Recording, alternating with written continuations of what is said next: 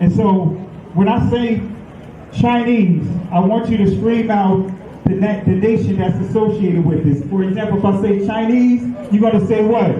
China. All right, let's say it with authority. When I say Chinese, you say what? China. All right, that's just a test right there. So here we go. Chinese. China. Russian. Russia. Italian. Italy. German. Germany. Swedish. Sweden. Korean. Korea. Egyptian. Egypt. Nigerian. Nigeria. Black. Exactly. Nothing. Tell him, Pastor. Tell him, Pastor. Black, nothing. I hope you were able to successfully identify the issue. The lion won't sleep tonight. 'Cause we woke now, and we woke now. I said the lion won't sleep tonight. 'Cause we woke now, and we woke now. They want us to sell our souls to barter profit. Like God's property, it's hard to market. So we steady to aim, keep your eyes on target. Cause when you got to drive, yeah, they'd rather you park it. But I don't valet, you ain't getting these keys. I'm keeping closed hands, I'm on bended knee. I'm just a reflection, dealing with 8 sections. Art mixed with life, you can feel the convection. Your lion won't sleep tonight. 'Cause we woke now, and we woke now. I said the lion won't sleep tonight. 'Cause we woke now, and we woke now. I said the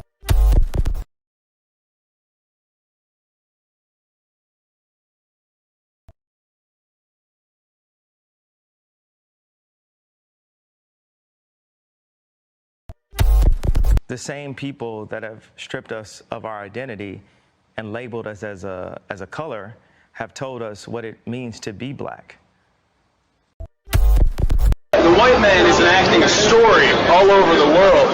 We left our homes and flooded the world. We smothered culture. We smothered knowledge.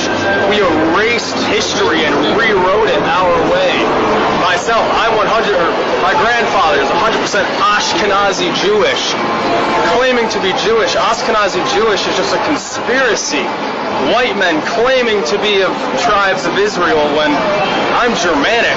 You know, I have no ties to Israel, no ties to Judaism. You know, except loosely written history that's been whitewashed over for centuries. And, you know, from the Renaissance. Oh yeah, right. You wipe everything clean. It's funny how exactly the Renaissance. It's this rebirth, but it's white rebirth. I think at the same exact time that Renaissance is happening, Columbus is sailing to America and committing genocide. Only one true ethnic Jew, the Mizrahi Jew, because they are Africans, and if you read the original Bible written in Phoenician Hebrew, they're not. Jewish people are not Europeans. The modern Jews in Israel are Russians from Khazars, to be precise, from Russia. I learned it from my grandfather that he was because he was an Ashkenazi Jew. The same people that have stripped us of our identity and labeled us as a color have told us what it means to be black. You know what you are? You're an ancient Israelite. Ancient Israel, that's who we are. That's who we are. So, if you give me time, if you give me time, all that he said, I know. We don't have so many years. I know. Look at this. This is pages and pages of notes. And I promise we'll give more teaching. But here is my challenge to you. All right. I'm hearing some of your traditions. It's like the days of the Bible. Yes. Do you want to remain ancient Israelites, or you want to be Jews? Do you want to remain ancient Israelites, or you want to be Jews? The same people that have stripped us of our identity and labeled us as a color have told us what it means to be black and the vernacular that we're supposed to. Assalamu alaikum. In the 13th tribe, Arthur Koestler traces the origin of Eastern Europe's Jewish population that was largely decimated by the Nazi onslaught during the Second World War. Through extensive research, he discusses the history of a trading empire that was set up by a tribe known as the Khazars. The Khazar Empire was located between the expanding power blocks of Christianity and Islam, and the people were converted to Judaism by their king as a way of standing apart from both.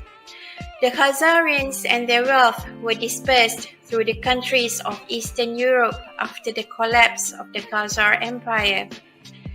The Khazarians were not a Semitic people, that they called themselves Jews after their conversion to Judaism is as absurd as the Chinese Muslims calling themselves Arabs. The Khazarians were not a Semitic people, that they called themselves Jews after their conversion to Judaism is as absurd as the Chinese Muslims calling themselves Arabs. It is their descendants who later started the campaign for European Jews to return to Palestine, a land their ancestors never set foot on. The European Jews, i.e. descendants of Khazarians, were not descendants of Prophet Abraham, therefore bringing into question the legality of their claim on the Promised Land. This book had been out of print for many years and has only recently been republished. Now I can't figure it out. If y'all are the chosen ones, shouldn't y'all be obeying better than me? I mean, I even try to keep the fourth commandment. Try to keep the Sabbath day holy. I've spent many of hours trying to figure out which is the right Sabbath day, 'cause we know that old Catholic Church, something a little fishy about them, don't we? With that white Jesus. I mean, here's a white guy telling you black people that your Messiah is not a long-haired white European guy. Your Messiah is Hebrew, my darker-skinned brothers and sisters. When are you guys going to wake up and become kings and queens? It does not matter what color Jesus was. What matters is that he came to the earth, lived a perfect life, died a death for the sins of the world, and then conquered the grave, proving that he is the Son of God. That's all that matters. That's all that matters. That's all that matters. It just doesn't matter. It just doesn't matter. It just doesn't matter. It just doesn't matter. It just doesn't matter. It just doesn't matter. It just doesn't matter. It just doesn't matter. It just doesn't matter. It just doesn't matter. It just doesn't matter. God's people, the Most High has chosen the Hebrews, the blacks in America. Okay?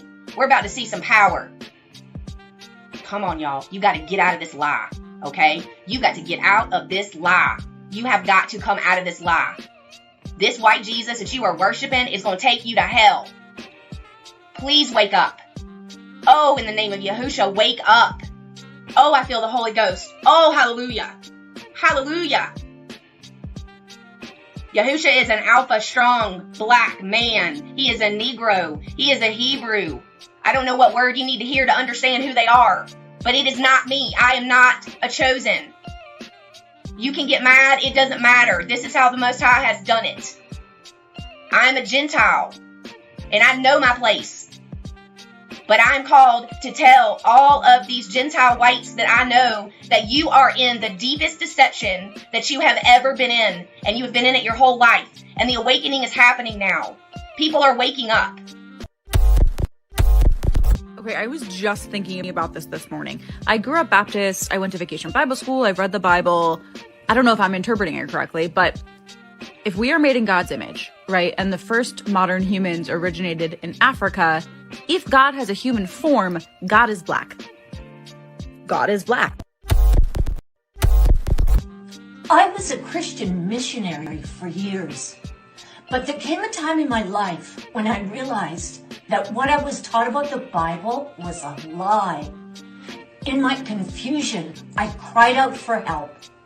I met an Israelite who introduced me to the God of Abraham, the God of Isaac, and the God of Jacob, who is described in the Bible as having hair white as wool and eyes red as fire. Yes, the God in the Bible is black. That's why I'm convinced Jesus was black, you know, because he hasn't come back yet. Like, that's the... He said, I will be back at an hour that you least expected. That is the blackest thing I've ever heard in my life.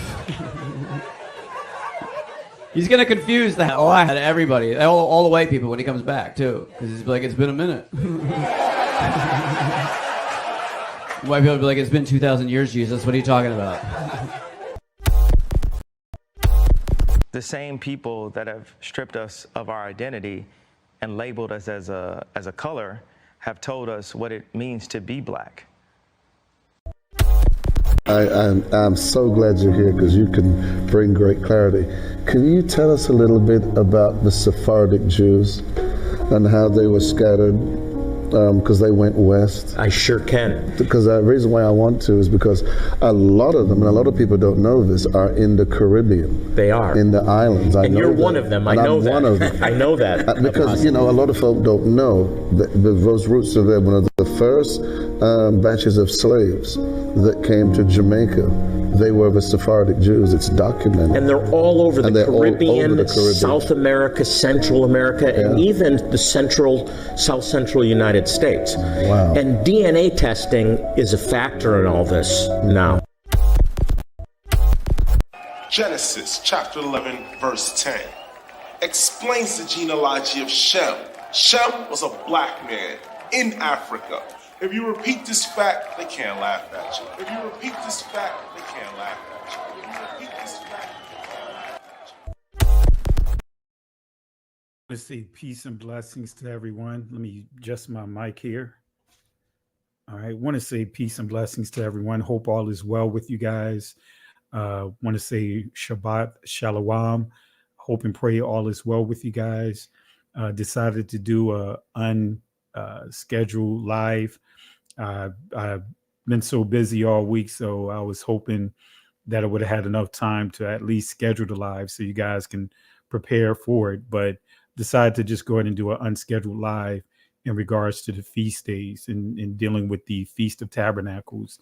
I know we dealt with the Day of Atonement, and I hope and pray that that lesson bless you guys. We also dealt with the blowing of the trumpets.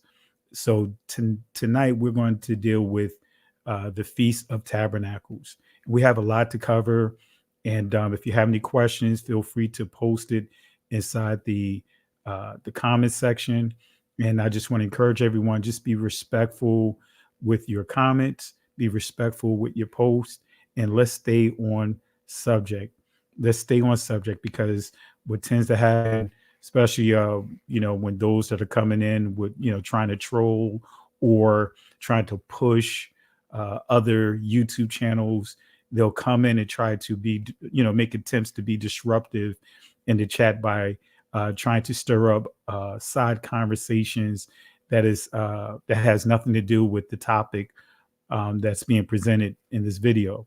So I just want to encourage you guys not to be distracted by that stuff, because again, this is the month, that the Most High set aside for us to have a blowing of the trumpets, and the blowing of the trumpets is pretty much a call to order.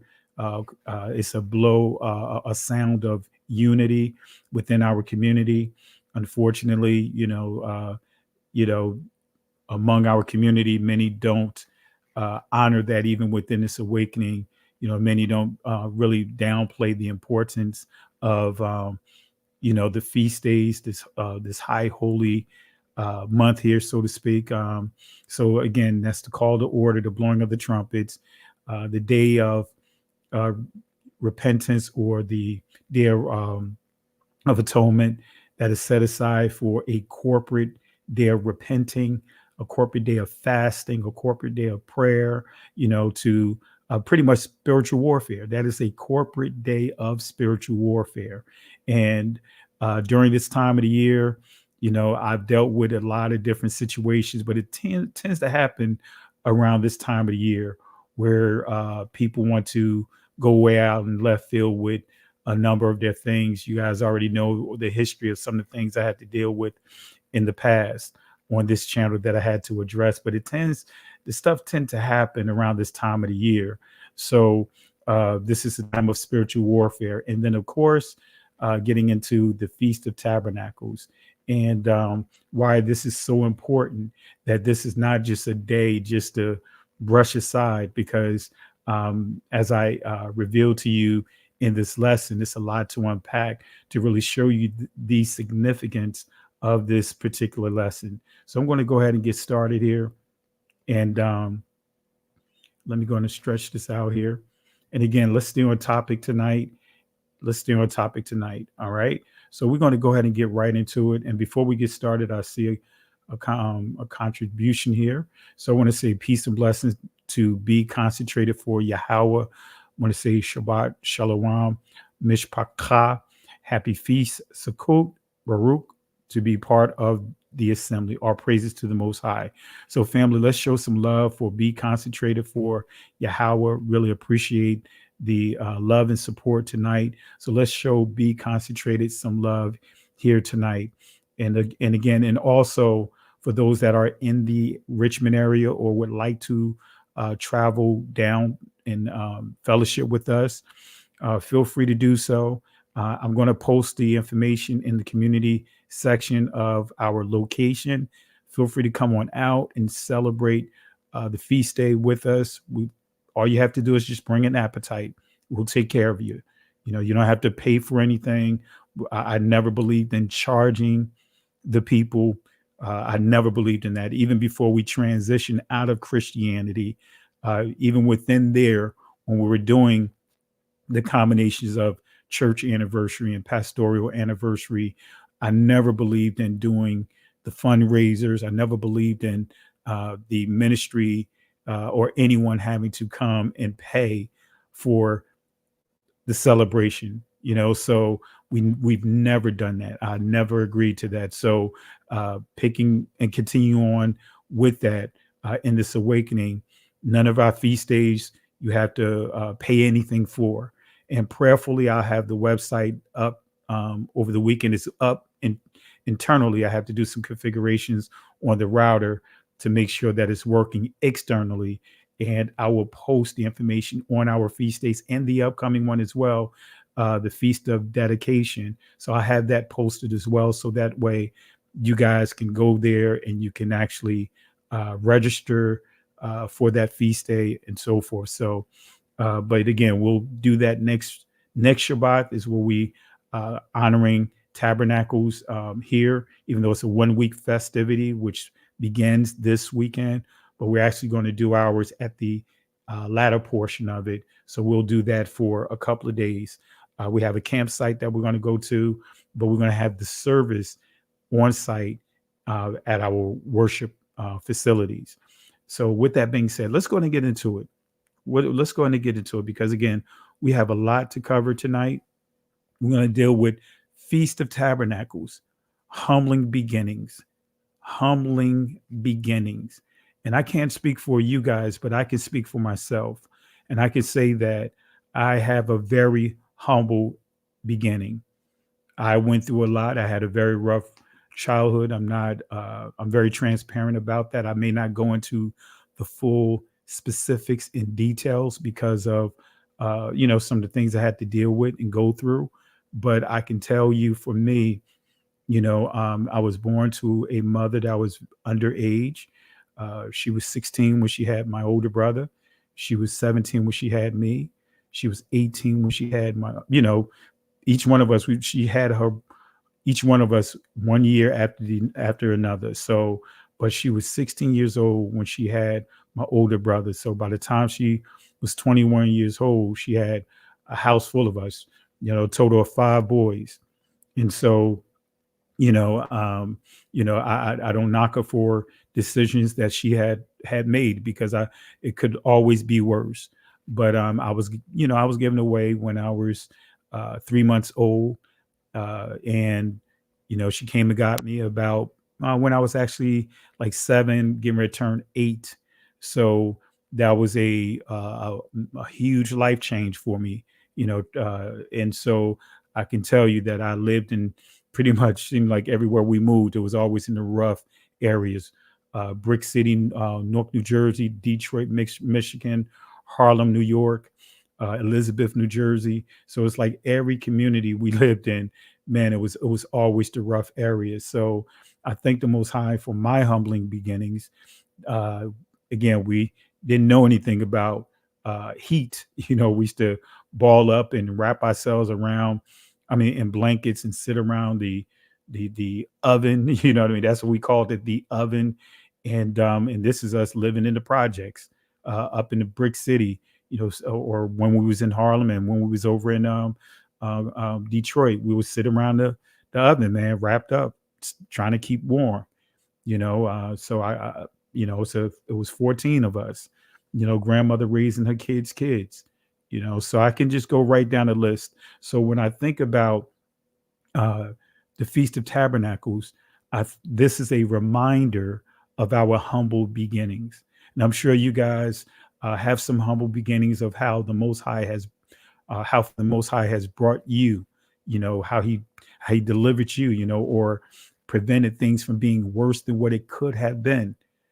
So that's what I want to really lay the foundation with, that set the tone with, that understanding humbling beginnings, whether it's from an upbringing, or many of you guys may have started out and got your first place, which probably was an apartment, whether you was in college with roommates, or whether you was in the military with roommates, whatever the case may be, starting out in that humble beginning, and then transitioning to where you are, working hard, putting that time in, getting educated, doing whatever the case may be to get you to where you are. And this is a time of reflecting on those things, of how the Most High brought you through. It make me think about when I was in Kojic, and one of the things they really get the people riled up, is when I think about the goodness. Of course, it would say Jesus, but when I think about the goodness of Yahushai HaMashiach, Jesus the Christ, and all that he has done for me, my soul cry out, Hallelujah. In ancient Hebrew, Halala wa ya. So just reflecting on those things, how can you not worship the Most High? How can you not worship him for the things that he has done to bring us over from off that wide road, you know what I mean, and bring us over to this straight road here, through his son. So with that being said, don't want to take too long. We're getting into the actual lesson, but I just wanted to set it up by giving a little bit of my testimony. So Feast of Tabernacles, humbling beginnings, humble beginnings. All right. So we're going to deal with, again, the Feast of Tabernacles. And this is the Hebrew word here. Chag, feast; tabernacle, sakath. All right. Chag, sakath. All right. Let me move this out the way. So Chag, sakath, the Feast of Tabernacles. Okay. I want to start off with this thought. You shall rejoice. The Feast of Tabernacles. You shall rejoice. So when you think about the Feast of Tabernacles, this is the Most High is setting us up to make it so that way we have no other choice but to rejoice. Especially when you think about, again, the feast, the blowing of the trumpets, and then transitioning over to the Day of Atonement, And then from there to here, you shall rejoice. Call to worship, the feast of trumpets, the blowing of the trumpets, the call to repentance and forgiveness, forgiving one another, but then ultimately the Most High wiping that slate clean, there of atonement. And then when we get here to remembering our humbling beginnings, having a feast, now we're eating together, you shall rejoice. Shamak, right? You shall rejoice. Shamak. That's what you see here. Shamak. You shall rejoice. Shamak. This is ancient Hebrew. You shall rejoice. All right. The Hebrew dictionary definition of rejoice. Shamak. Let's see what it says. It says to brighten up. So you shall brighten up. No matter what it looks like, you shall brighten up. Sometimes you have to just simply encourage yourself to shift the mood that you may be in. You may be in a funk. Some of you guys may be in what they call a funk. You have to just speak it and declare it by saying, you shall rejoice. In other words, you shall brighten up. You shall be gleesome. You shall cheer up. You shall be joy or joyful. Be merry. Make merry. You will cause yourself to rejoice. Sometimes you have to just make yourself rejoice. Again, shamak. Now, what you see on the screen there is samak. Now, that's when you get into that particular letter and you see the dot to the left, top left, that nakud to the top left, or naquad, that is getting into the Israeli pronunciation. In ancient Hebrew, the shan always made a sh sound. So again, rejoice, family. You shall rejoice. You shall brighten up. You shall be gleesome. You shall cheer up. You shall be filled with joy and be joyful. You shall be merry, or make yourself be merry. You shall what? Rejoice. Make yourself rejoice. Sometimes you just have to force yourself to do certain things. And this may be one of the things you may have to just let out a shout to shift the atmosphere. So let's go to the etymological dictionary definition of rejoice. Shamak. Let's see what it says. To own, possess, enjoy the possession of. That's really something key. It's one thing, right, to have things. I mean, I know the Most High may have blessed you guys with some nice things, whether it's a house, whether it's a car, whether it's family, whatever it may be.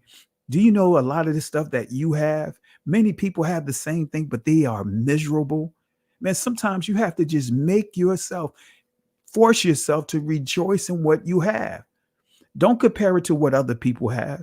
Don't compare what you have to other people, because now you're getting into coveting what someone else has, trying to keep up with the Joneses, so to speak. So enjoy the possession of, have the fruition of, be glad. Original sense, to rejoice in, to be full of joy, right? To be full of joy, to feel gladness, to rejoice, rejoy. Right? When you think about the word, the prefix re, right? When we see rejoice or rejoy, when we deal with that prefix re, it's pretty much getting back to the original place by what? Undoing. Now, some of you guys may have to rejoy, right? In other words, get rid of those things that have been hindering you from having that joy. People can make you lose that joy in a heartbeat. I'm telling you, y'all know what I'm talking about. People can make you lose that joy in a heartbeat. And I know you guys have been tempted and tested a number of times just sharing the truth with your loved ones. How many times that you guys have gone to share this truth with your loved ones, you said to yourself, I wish I'd have never said anything. then I knew I should have kept my mouth shut. Right? I knew it. You all excited, that, man, you want to share with them that, what, we're honoring the Shabbat. Oh, you one of those guys. One of what guys? Or you one of those Israelites, and some of the other bywords that many are using, whether it's coming externally or internally. See, we good with putting labels on, or allowing people to put labels on us. And other people are good with placing labels on us, even whether it's externally or internally, pushing bywords. So I know each one of you guys had to go through some sort of experience where now you need to be what? Rejoy, letting go those negative things, letting go those things that may have taken your joy or trampled over your joy by way of what? Your testimonies, because you cast your pearls out before the swine and they trampled over it. They took it for granted. So you may have to get back to that what? Original place by undoing those conversations. How do you undo those conversations of negativity? You purpose in your heart that you shall shamak. You're going to make yourself rejoice. Come on now. Come on now. Make yourself. You got to force some things. You just have to force. So let's go to the word joy. Let's go to joy. Let's see what it says about joy. Rejoy. In other words, feeling of pleasure and delight. Rejoy. Getting back to that original place when you were having that feeling, that pleasure, that delight, that excitement, that zeal about the Most High, until you start dealing with when you was in the church folks. Right. And this awakening, some of these so-called holy rollers, these keyboard cocky people, these people that, people that just hide behind their keyboards and want to pump their chest from their keyboards and call themselves being, keyboard tough guys. Want to critique everything. Come on. We see it in our worship service. Some people jump on the chat, got all kinds of things to say, insults, and have to block them from the chat. Someone just trolled our Shabbat service from last week with a bunch of foolishness, right? Bringing up secret societies and all that garbage that goes along with those teachings. So joy, feeling of pleasure and delight. Notice what it says here: inward joy, gladness, delight, inward joy. Remember, rejoy, in other words, undo those things that have taken or you allowed to take your joy. Because again, Christ said, no one take my life. I lay it down freely. So no one can take your joy, but you can allow situations to pile up. And before you know it, you forfeit it. You forfeit your joy. You done gave your peace to someone that means well, right? Anyway, so let's go to Leviticus chapter 23, starting at verse 33. Let's go there, right? Because we want to explain the day of the Feast of Tabernacles. Notice what it says here: and Yahweh spake dabar. Now, when you see that word dabar, it can also be command. So it's not just the Most High having a conversation with Moses, but that word dabar can transliterate to the word command, also charge. So when you read this, it can easily say Yahweh charged Moses. Yahweh challenged Moses, saying, "Speak unto the children of Israel, saying, the 15th day of this 7th month shall be the feast, Chag of Tabernacles, Sakath." This is not a suggestion, right? When you see that ye shall, shamar, command. That's a command there. It's not just a suggestion. It's actually a command. You shall, right?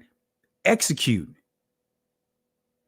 It says it shall be the feast, Chag of Tabernacle, Sakath, for 7 days unto Yahweh. Verse 35, on the first day shall be an holy convocation, ye shall do no servile work therein. So it's saying on the first day, right? You see holy convocation in ancient Hebrew is Quadash Makwara or Makwara'a, however you want to pronounce it. But shall be an holy convocation, ye shall do no servile work therein. So you guys already know my approach to these feast days. If you were in Kojic, you know about the holy convocation. You guys saw me make posts about the holy convocation to 2023.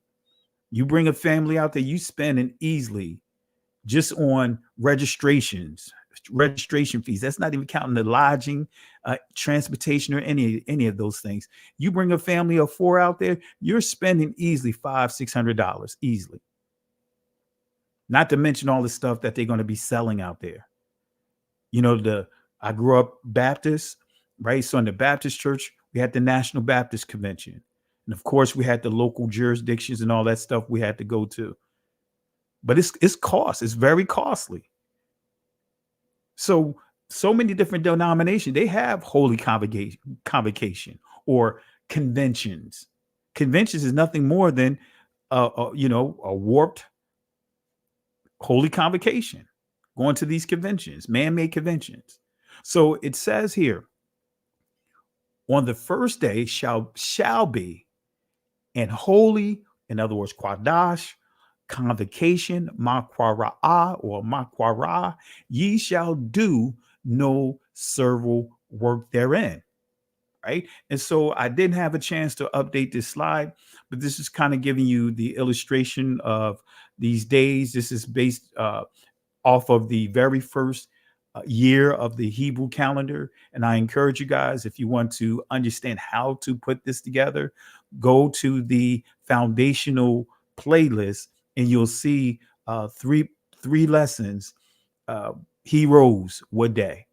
And I literally walk you through on how to reconstruct the calendar. Quick, fast, and hurry. Just remember, starting on Hebrew Israelites New Year, the ancient Hebrew New Year began the first new moon after the spring equinox. The first new moon, right? And some would use the first full moon, and the errors in that, depending on the year, could fall very close to the spring equinox. And I believe that was the issue last year.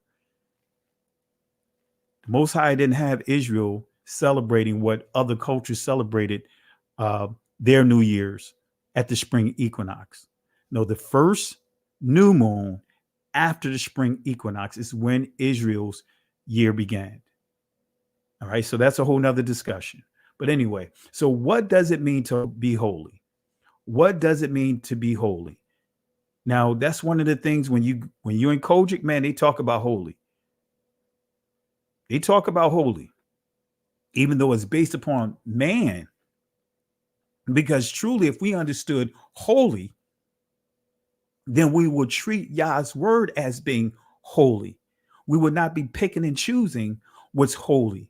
We would understand when we say the Messiah came in the volume of the book, that includes the law and the prophets, because the law and the prophets existed well before what is called the New Testament.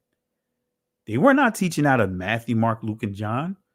They were, some of the other disciples, even though they were sharing their testimonies, they were primarily teaching out of what is called the law and the prophets. So what does it mean to be holy? What does it mean to be holy? So when I teach Hebrew, right, and our Hebrew classes are every Shabbat at 10 o'clock, right? When I teach Hebrew, or one of the ministers teach Hebrews, one of the elders or ministers teach Hebrew, one of the things we do, because I make sure we reinforce understanding each letter. And when you start going, putting these letters together, you can almost come up with get an idea of what the word mean before you even see the definition.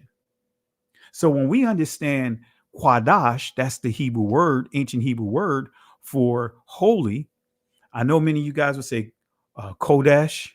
That's getting into the Israeli, the influence of the Israeli language, because there was no O sounds in ancient Hebrew. So just saying Kodesh, and I'm not knocking you guys if you say it, but I'm going to show you when you go to the primitive root word, when you're using a lexicon, whether it's Strong's, whether it's the Chaldeans, whether it's some of the others that are out there, you'll see when it points you to the primitive root word, you'll see Quadash, not Kodesh, right? But anyway, I'm not going to get into all of that. But notice here, the very first letter, the quap, right? It means circle, horizon, balance. So if you turn this, let's just say you went 45 degrees clockwise to where though this point is horizontal, guess what it's going to look like? It's going to look like a horizon, whether it's the sun rising or the sun setting. And then also this will look like a dial, right? And I go into details of this letter in the lesson that I mentioned about reconstructing the ancient Hebrew calendar. So you see this letter means circle, horizon. It means balance. So we have to have balance in our lives. We have to have balance. You have to have balance. Then we see the next letter, the Dalath, which means door, gate, lid, right? Also, it means to focus. And you see the usage of this letter when the Messiah says in Matthew chapter 22, going down around verse 40 to 43, I believe. I'm just saying off the top of my head.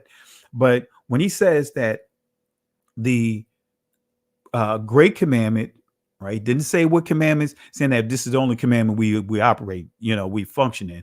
No, he said he was asked, what is the greatest out of all the commandments? So the Messiah said to love the Father and to love one another. And then he goes on to say the law and the prophets hangs on these two principles. I'm just paraphrasing. So when you see hang or hinge, right? Now we're dealing with this letter right here. The door, the gate, the lid, focus.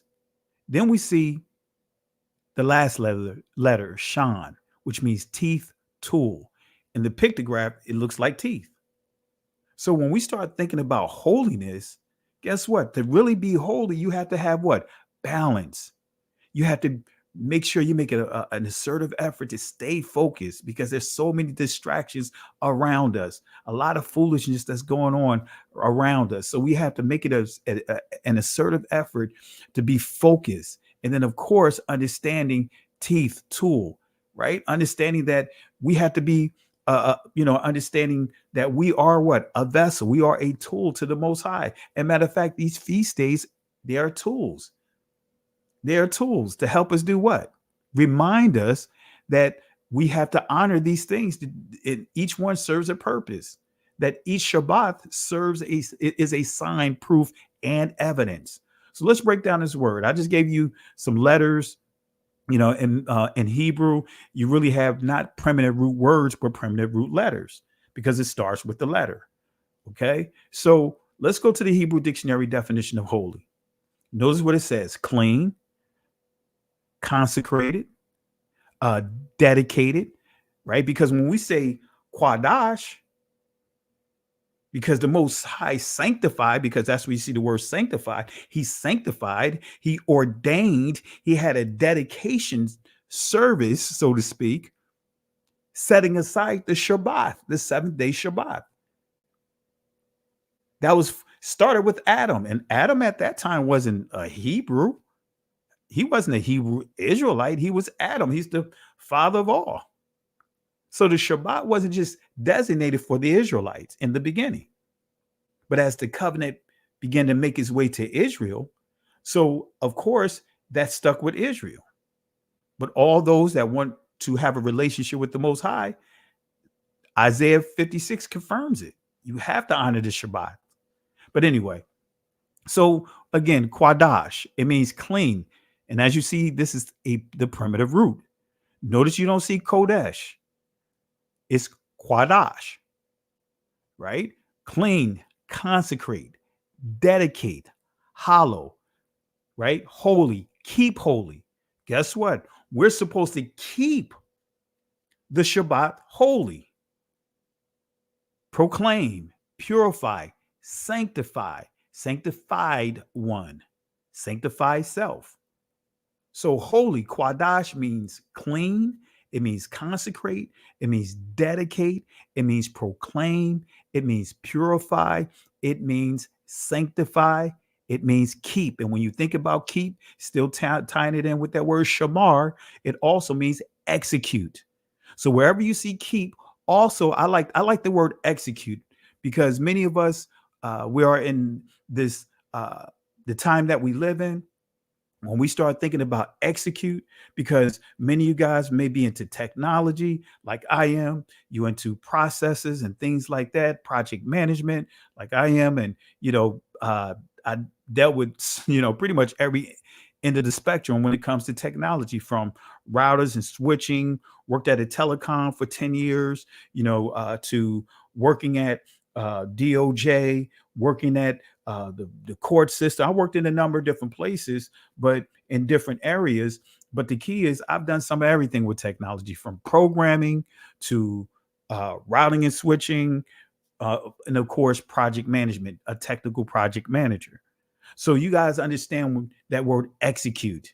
So especially when you're dealing with applications, execute, or scripts, execute, right? But anyway, so when you think about that word keep, really, to make it plainer, to simplify it, just think of execute.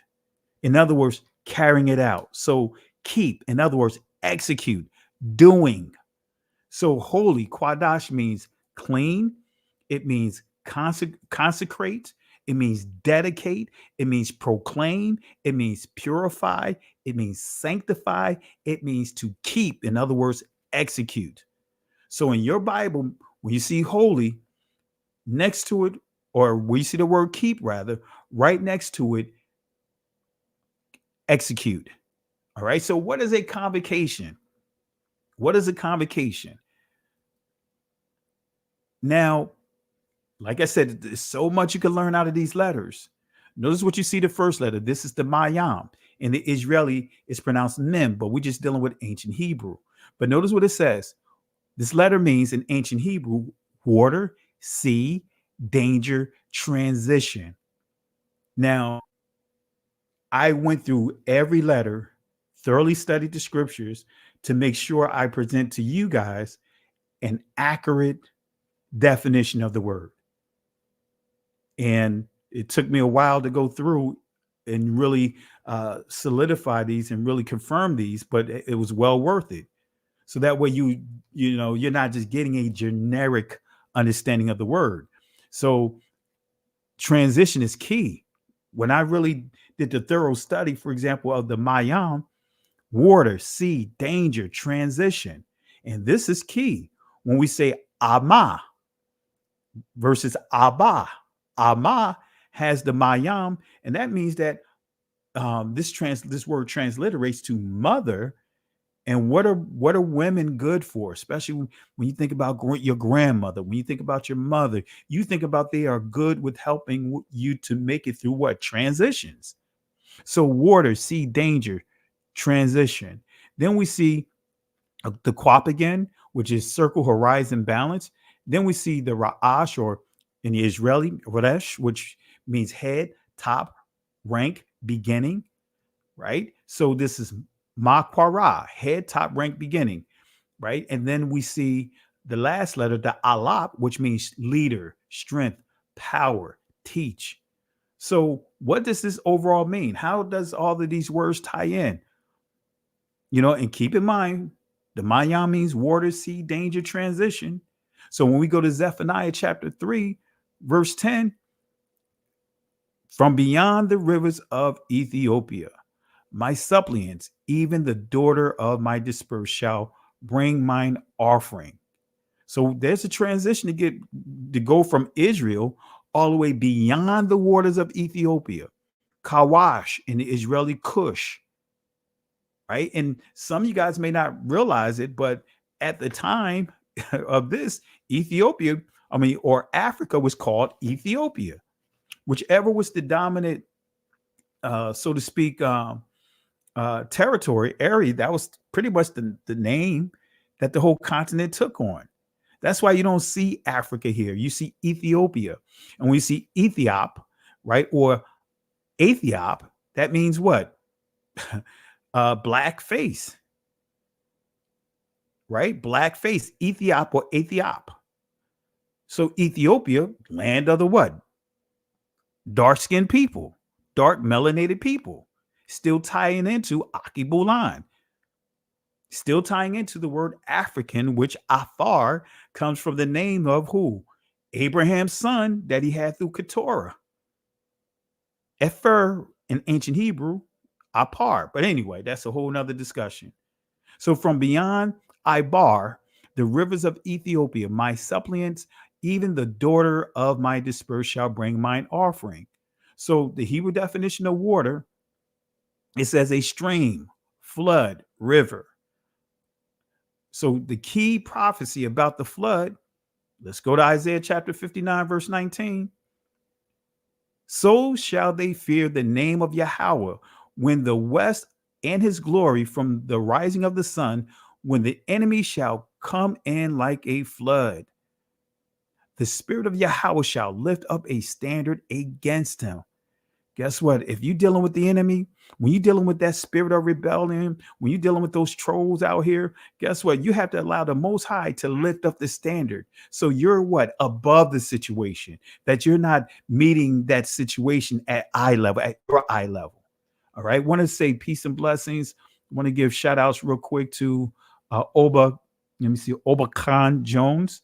Oba Khan Jones. Want to say peace and blessings to you.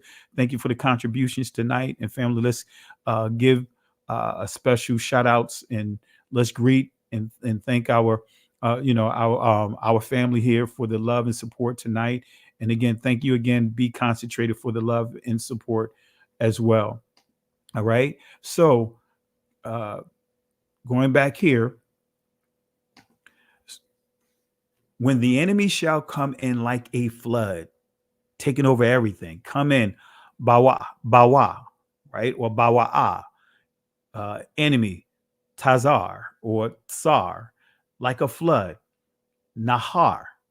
The spirit of Yahweh shall lift up his standard against him. All right. So let's go back to this word convocation, because I gave you the word maquara, and let's tie this all in. Notice what we see here. Something called out.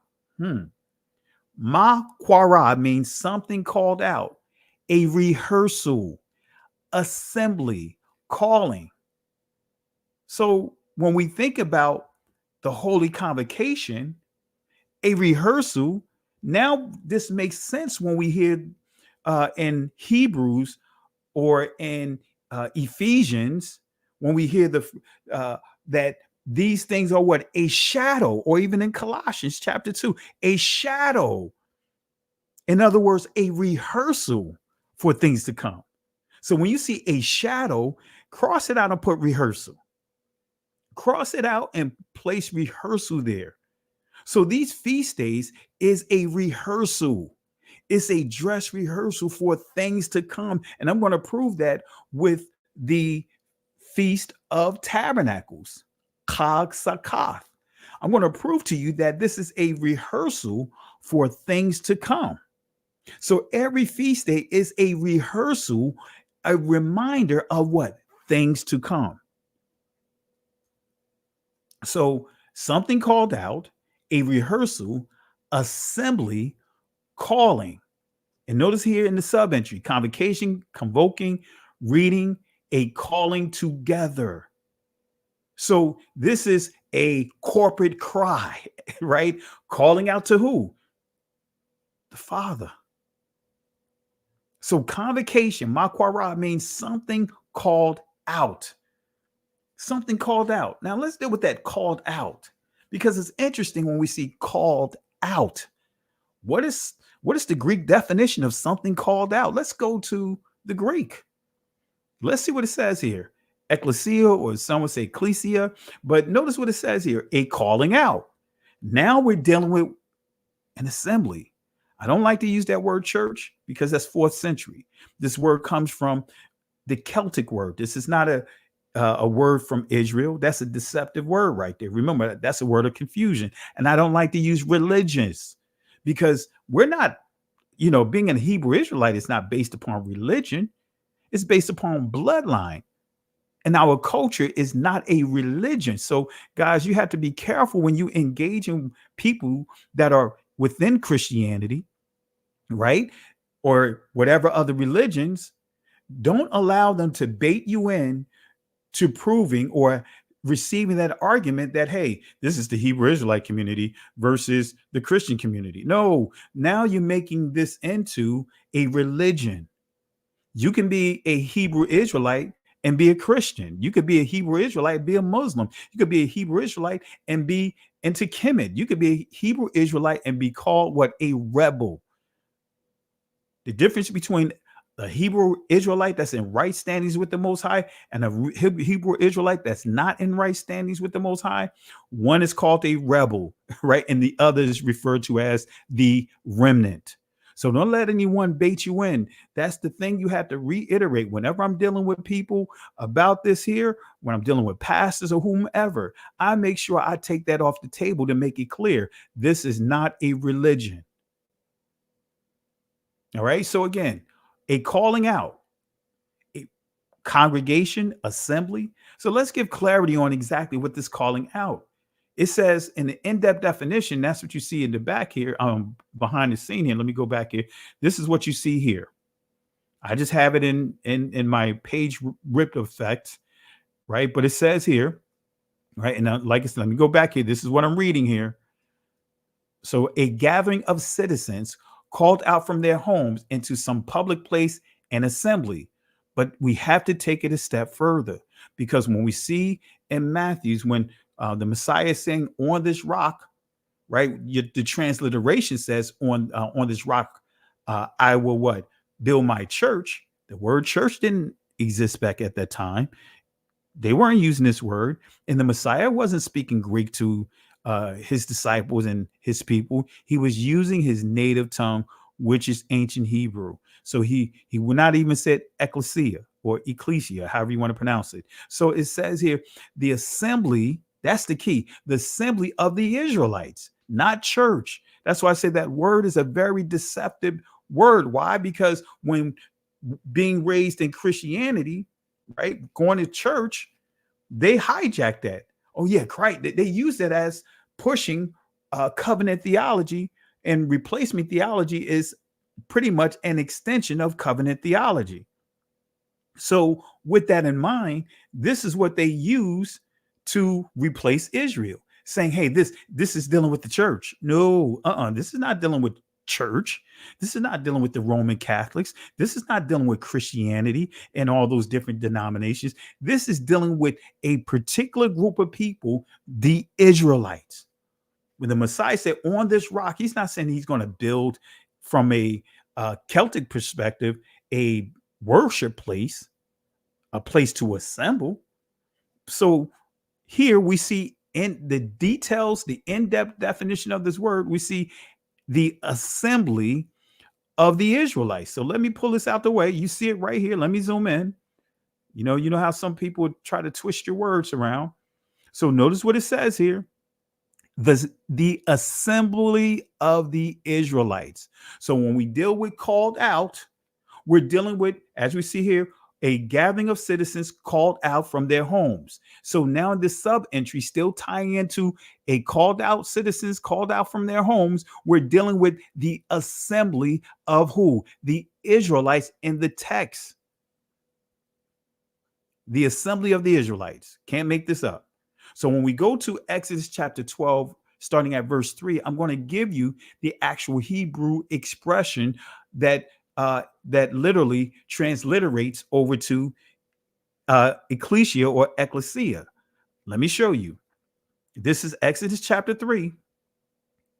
Speak ye unto all, Kal, the congregation, Idoth of Israel, Yashara'al, saying, in the 10th day of this month shall take to them every man a lamb according to the house of their fathers, a lamb for an house. So we see here, we see a key word, kal, which means all.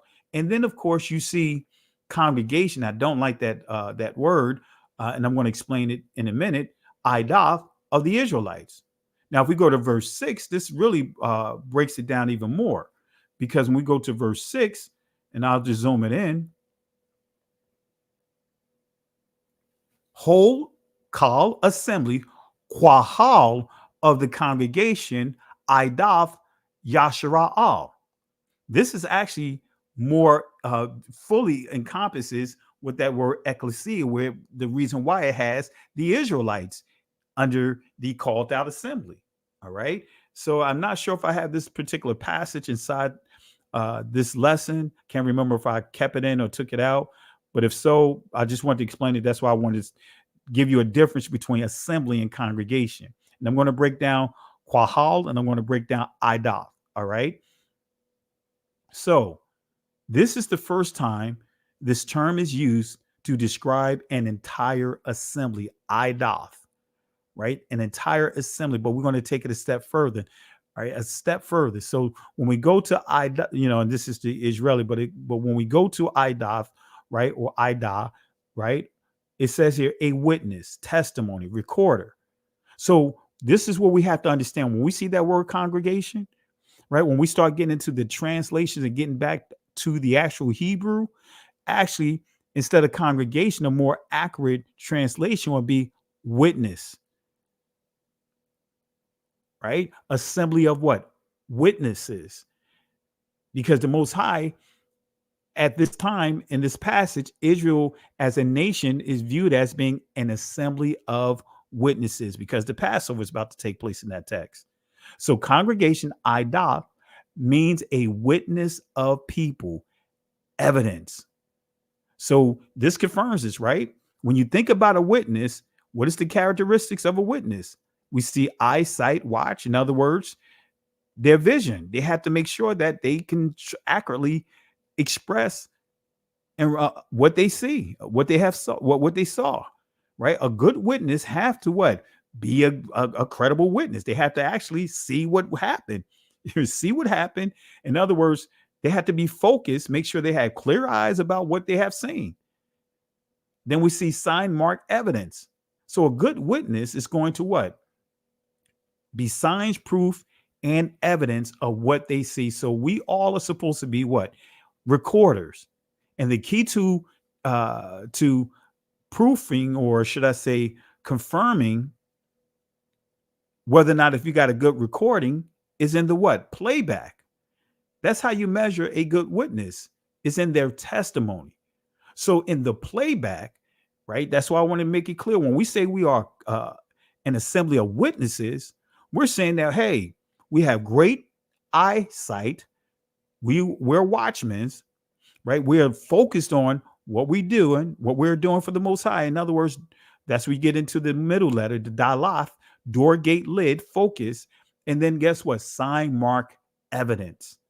See how that all, we just defined the word without even really going deep into the definitions. So who are the witness?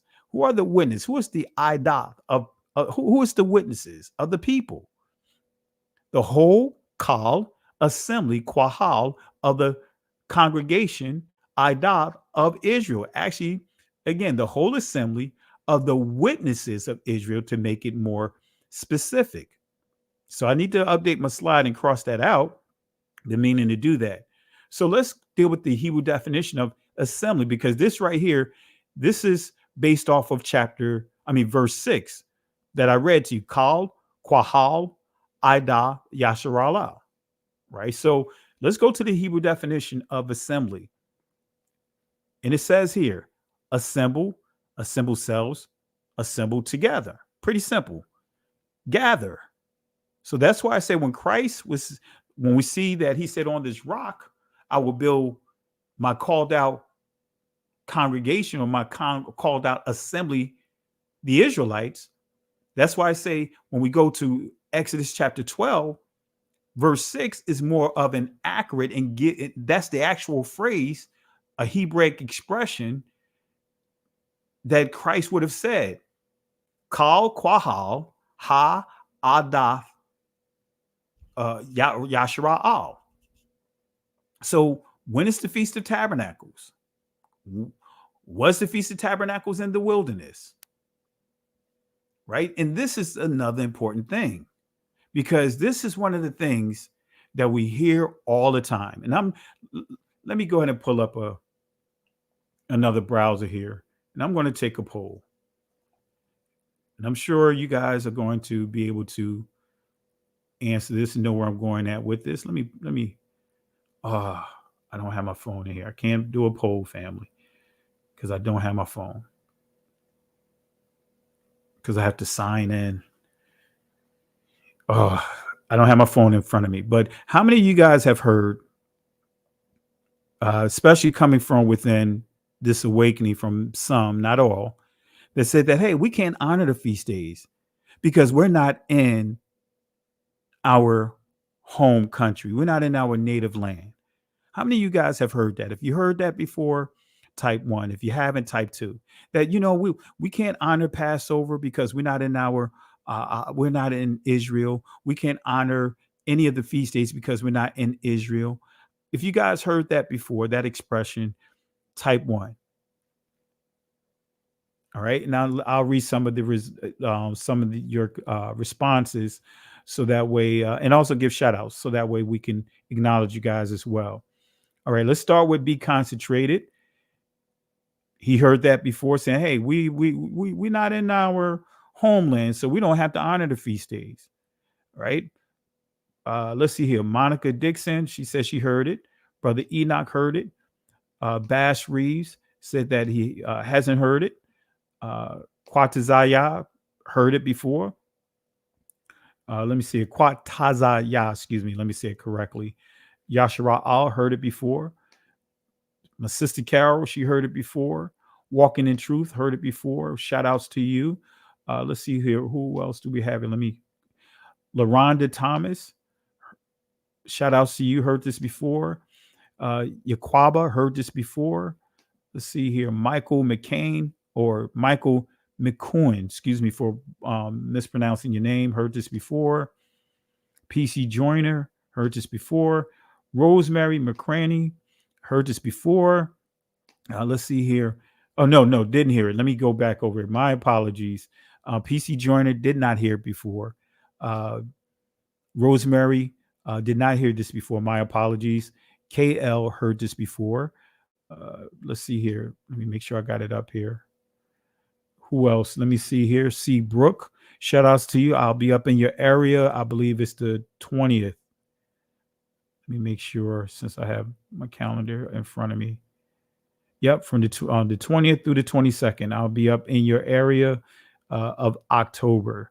So I'll post that for those that are in the Philadelphia area. I'll be up that way teaching.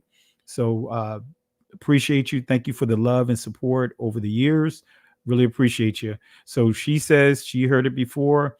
Octeria Phillips, she heard this. She haven't heard this. Stacy Pullum heard this before. Let's see here. Marlon Ya heard this before. My buddy Jay Highstyle heard this before. Mr. The Original heard this before. Stop the Lies heard this before. Let's see here. Get a few more in here. Obakan Jones, haven't heard this. Let's see who else. Tanene 79 heard this before. And excuse me if I didn't pronounce your name correctly. Let's see here. Bethaya, heard this before as well. Peace and blessings to our Amma here, elder here. Really appreciate the love and support. Major, heard this before as well. So most of you guys, looks like about 95, closer to like 98% heard this before. Victorious Ron heard this before. All right. So we've heard this before. Most of us heard this before, of stating that we don't have to honor the Shabbat because we're not in our homeland. And I want to say that's not biblical. That is not biblical at all. Remember, Israel was in the desert for 40 years. So that means for almost 40 years, all of the feast days were honored where? In the desert. When we look at the Passover, they were in Egypt for the first Passover. They were in the desert for the second Passover. That's biblical. That is biblical. So Israel was honoring the feast days without their homeland, without their native land, which is part of their heritage. So let's go to Exodus chapter 5, because this is some key passages I want to highlight here. Exodus chapter 5, starting at verse 1. And afterward, Moses and Aaron went in and told Pharaoh, Paraiah, thus saith Yahweh Elohim of Israel, let my people go, that they may hold a feast. Wait a minute. Unto me in where? The wilderness. Right? Kag or Kaga, unto me in the wilderness. Rabadam. Notice what you see here. You see, it says afterwards, Moses, Aaron went in and told Pharaoh, thus saith Yahweh Elohim of Israel, let my people go, that they may hold a feast unto me in the wilderness. Now, family, they're in Egypt. They are in Egypt. They're not in Jerusalem. They're not in Israel, as far as Jerusalem, the headquarters, the capital. They're not in their own territory. They are in Egypt. They're asking Pharaoh to allow them to have what? A Shabbat. And Pharaoh basically is telling them that he's not going to allow them to honor Shabbat. So you see here, Moses is making a request for Pharaoh to allow them to go honor Shabbat, honor feast. Let my people go, that they may hold a feast unto me in the wilderness. And Pharaoh said, who is Yahweh, that I should obey his voice to let Israel go? I know not the Yahweh, neither will I let Israel go. So Pharaoh is denying Israel from honoring this feast, honoring Shabbat. And they said, the Elohim of the Hebrews, making it clear, our Elohim of the Hebrews have met with us. Let us go. We pray thee 3 days journey into the desert and sacrifice unto Yahweh, our Elohim, lest he fall upon us with pestilence or with the sword. So my Sabbaths ye shall keep, for it is a sign between me and you throughout your generations. This is coming from Exodus chapter 31. It's a sign. The Shabbats, they are a sign. And I'm just highlighting that. I didn't put the scripture here, but I just want to make sure you guys understand. Look it up in Exodus chapter 31, going down about, I want to say around verse 10, 11. And that's where you see the Most High it's making it clear that the Shabbats, when you see plural, is dealing with not just the seventh day Shabbat, but the feast days. They are signs, they are proof, they are evidence. So let's go back to Exodus chapter 5, starting at verse 4. And the king of Egypt said unto them, wherefore ye, Moses and Aaron, let the people from their works get you unto your burdens. So the king is really flossing. He's saying, what are you talking about? You think I'm going to let the people take time off to go honor Shabbat? Verse 5, and Pharaoh said, behold, the people of the land now are many, and ye make them rest from their burdens. Wait a minute. Notice what it says here. And this is what you will see in the ancient text. You'll see Shabbath. And Pharaoh said, behold, the people of the land now are many, right? Yam or Rabbayam, and and ye make them rest Shabbath. Make them Shabbath. Make them honor Shabbath from their burdens. Sabalath. Rest Shabbath is what you will see in this text. So Yahweh instructed Moses and Aaron to allow the Israelites, right, to go into the wilderness. This is what they had to say, present to Pharaoh, right, to instructed Moses and Aaron to tell Pharaoh, right, allow the Israelites to go into the wilderness to honor him by a feast. So I had to update this slide. But the question is, what feast? See, when I studied this text, because again, coming out of Christianity, and I want to free myself from those theologies, right, that I was subjected to from school, I wanted to completely free myself from that. So what I did was I thoroughly studied the law, those first 5 books. I started there. Then I went back over the testimonies of the disciples and said, okay, how did Christ handle these situations? How did Ha-ma-shayak, how did he handle these situations? And that's how I moved. And from seeing how Christ handled it himself, I'm doing exactly, I'm not exactly, but I'm doing as close to, as I can to mimicking what he was doing, from no longer doing sermons to really doing a teaching, but it's more so allowing people to ask questions while I teach, adjusting the message according to whatever questions is asked. A lot of the opposition that he got from the Pharisees was while he was teaching, while he was doing the will of the Father. All right. So again, what feast? What feast? Now, let's go into the book of Jubilees. Now, I don't go into these books, especially Jubilees, because Jubilees is almost like reading the Talmud. It's a lot of extreme stuff there. I'm not going to get into all of that. But I do want to highlight something that stood out, because when I was studying this text and studying about, and I'm going to get there in a second, I was like, okay, I was studying. It's like, hey, they was honoring tabernacles. But then when I saw this in the book Jubilees, I was like, oh, there's some historical things that this writer said that gives you something to think about. Jubilees chapter 16, starting at verse 19.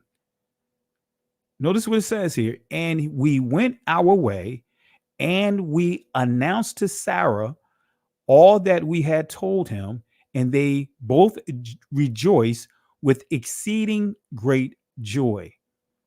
And he built there an altar to Yahweh. This is dealing with Abraham, who had delivered him and who was making him rejoice in the land of his sojourning. And he celebrated a festival of joy in this month, 7 days, near the altar which we had built at the well, right, Ba'ar of the oath, Shabbai or Shabbai. So at the well of the oath, saying that Abraham celebrated a festival. Verse 21, and it says, and he built booths, Sakath, for himself and for his servants on this festival. And he was the first to celebrate the feast. Chag, excuse me, that is backwards, right? So should be Chag. The Gamal should be after the Kaf. So of tabernacles, Sakawath or Sakath on the earth. So he was the first to celebrate the Feast of Tabernacles on the earth. That's what the book of Jubilees says. So what is the well of oath? Let's define this.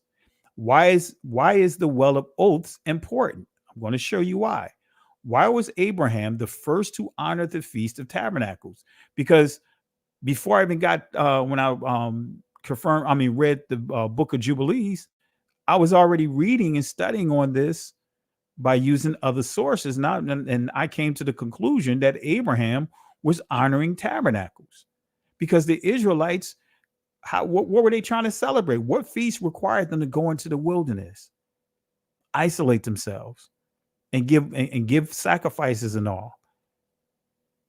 In Exodus chapter 5 that we highlighted. So near the altar which he had built at the well of the oath. So let's go to Genesis chapter 21, starting at verse 30. Let's see what it says. And he, for these 7, excuse me, ewe lambs, shalt thou take of my hand, that they may be a witness unto me, that I have digged the well. Wherefore he called that place Beersheba. In other words, Ba'ar Shabai. Ba'ar Shabai or Shabai, however you want to pronounce it. Ba'ar Shabai or Shabai. That's the ancient pronunciation of Beersheba, right? This is dealing with what? The oaths. Because they there swear both of them. So let's go to the Eastern Bible Dictionary of Beersheba. Gives you some interesting information. This is the Eastern Bible Dictionary, 1894. This version that I'm reading from. Beersheba, well of oath, or well of 7, a well dug by Abraham, and so named because he and Abimelech here entered into a compact. And we see, in other words, an agreement. We see scripture reference here. On reopening it, Isaac gave it the same name. So Isaac came later, and he in a nutshell, reopened it and continued and with the name, restored the name basically that his father had given. It was a favorite place of abode of both of these patriarchs.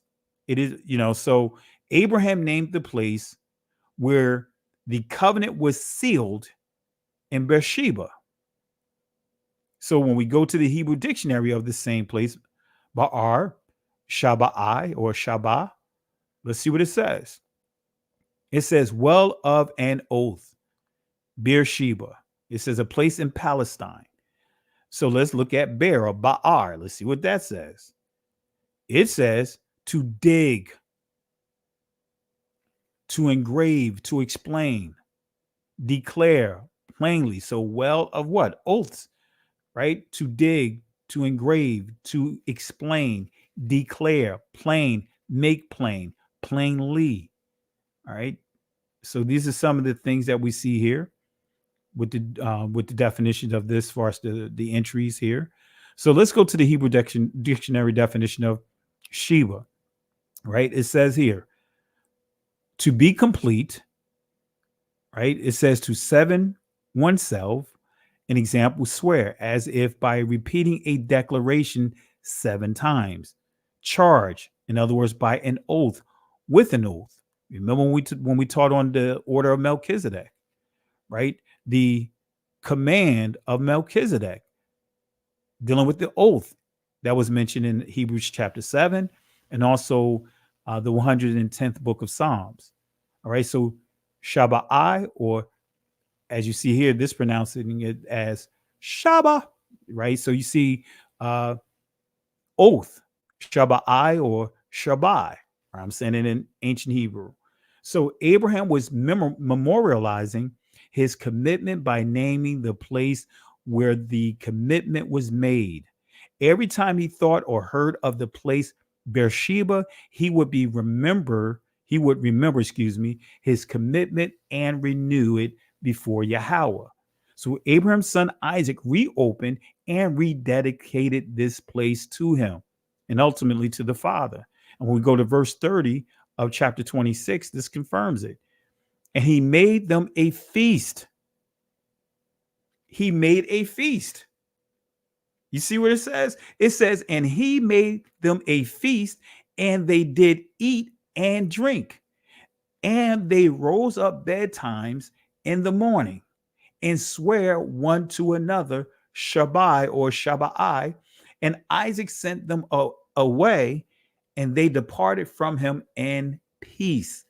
Verse 32, and it came to pass the same day that Isaac's servants came and told him concerning the well which they had digged, Ba'ar, and said unto him, we have found water. Verse 33, and he called it Sheba, or Shaba, or Shabai, or Shabai.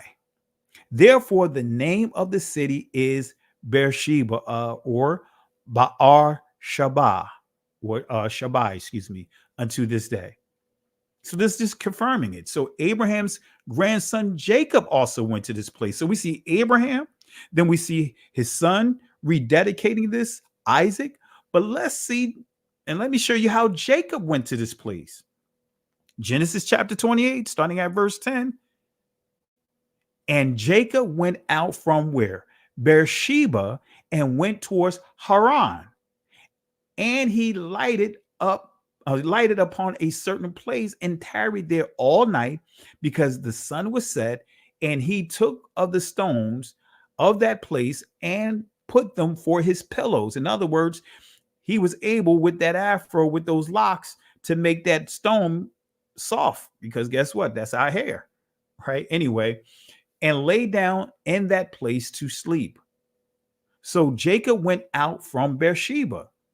So we see Jacob was at this place. We see Isaac was at this place. We see Abraham with scripture was at this place.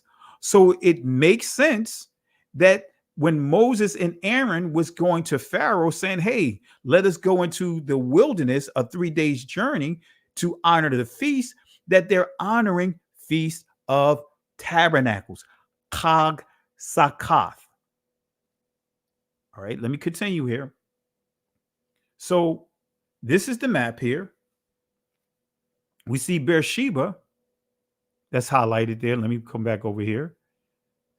So we see Beersheba. Let's go back here. We see Beersheba at the top of this map here. All right. So, and then, which would be further south down in this region here. But then we see Haran, right? Notice what we see. We see Beersheba, and then we see Haran. So Moses and Aaron is asking them to take for Pharaoh to allow them to go to Beersheba. But we see Jacob was in Beersheba, right? And he went to Haran. But we see here on the map that Jacob was in Beersheba, which is right here. Let me zoom it in so you guys can see it. There it is. Jacob was here in Beersheba, and he traveled up to Haran.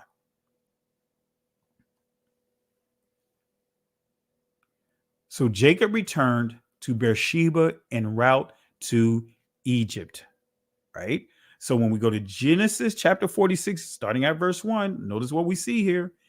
And Israel took his journey with all that he had, and came to Beersheba, and offered sacrifices unto Elohim of his father Isaac. So we see that Jacob came back to Beersheba. Let's go back to the map here.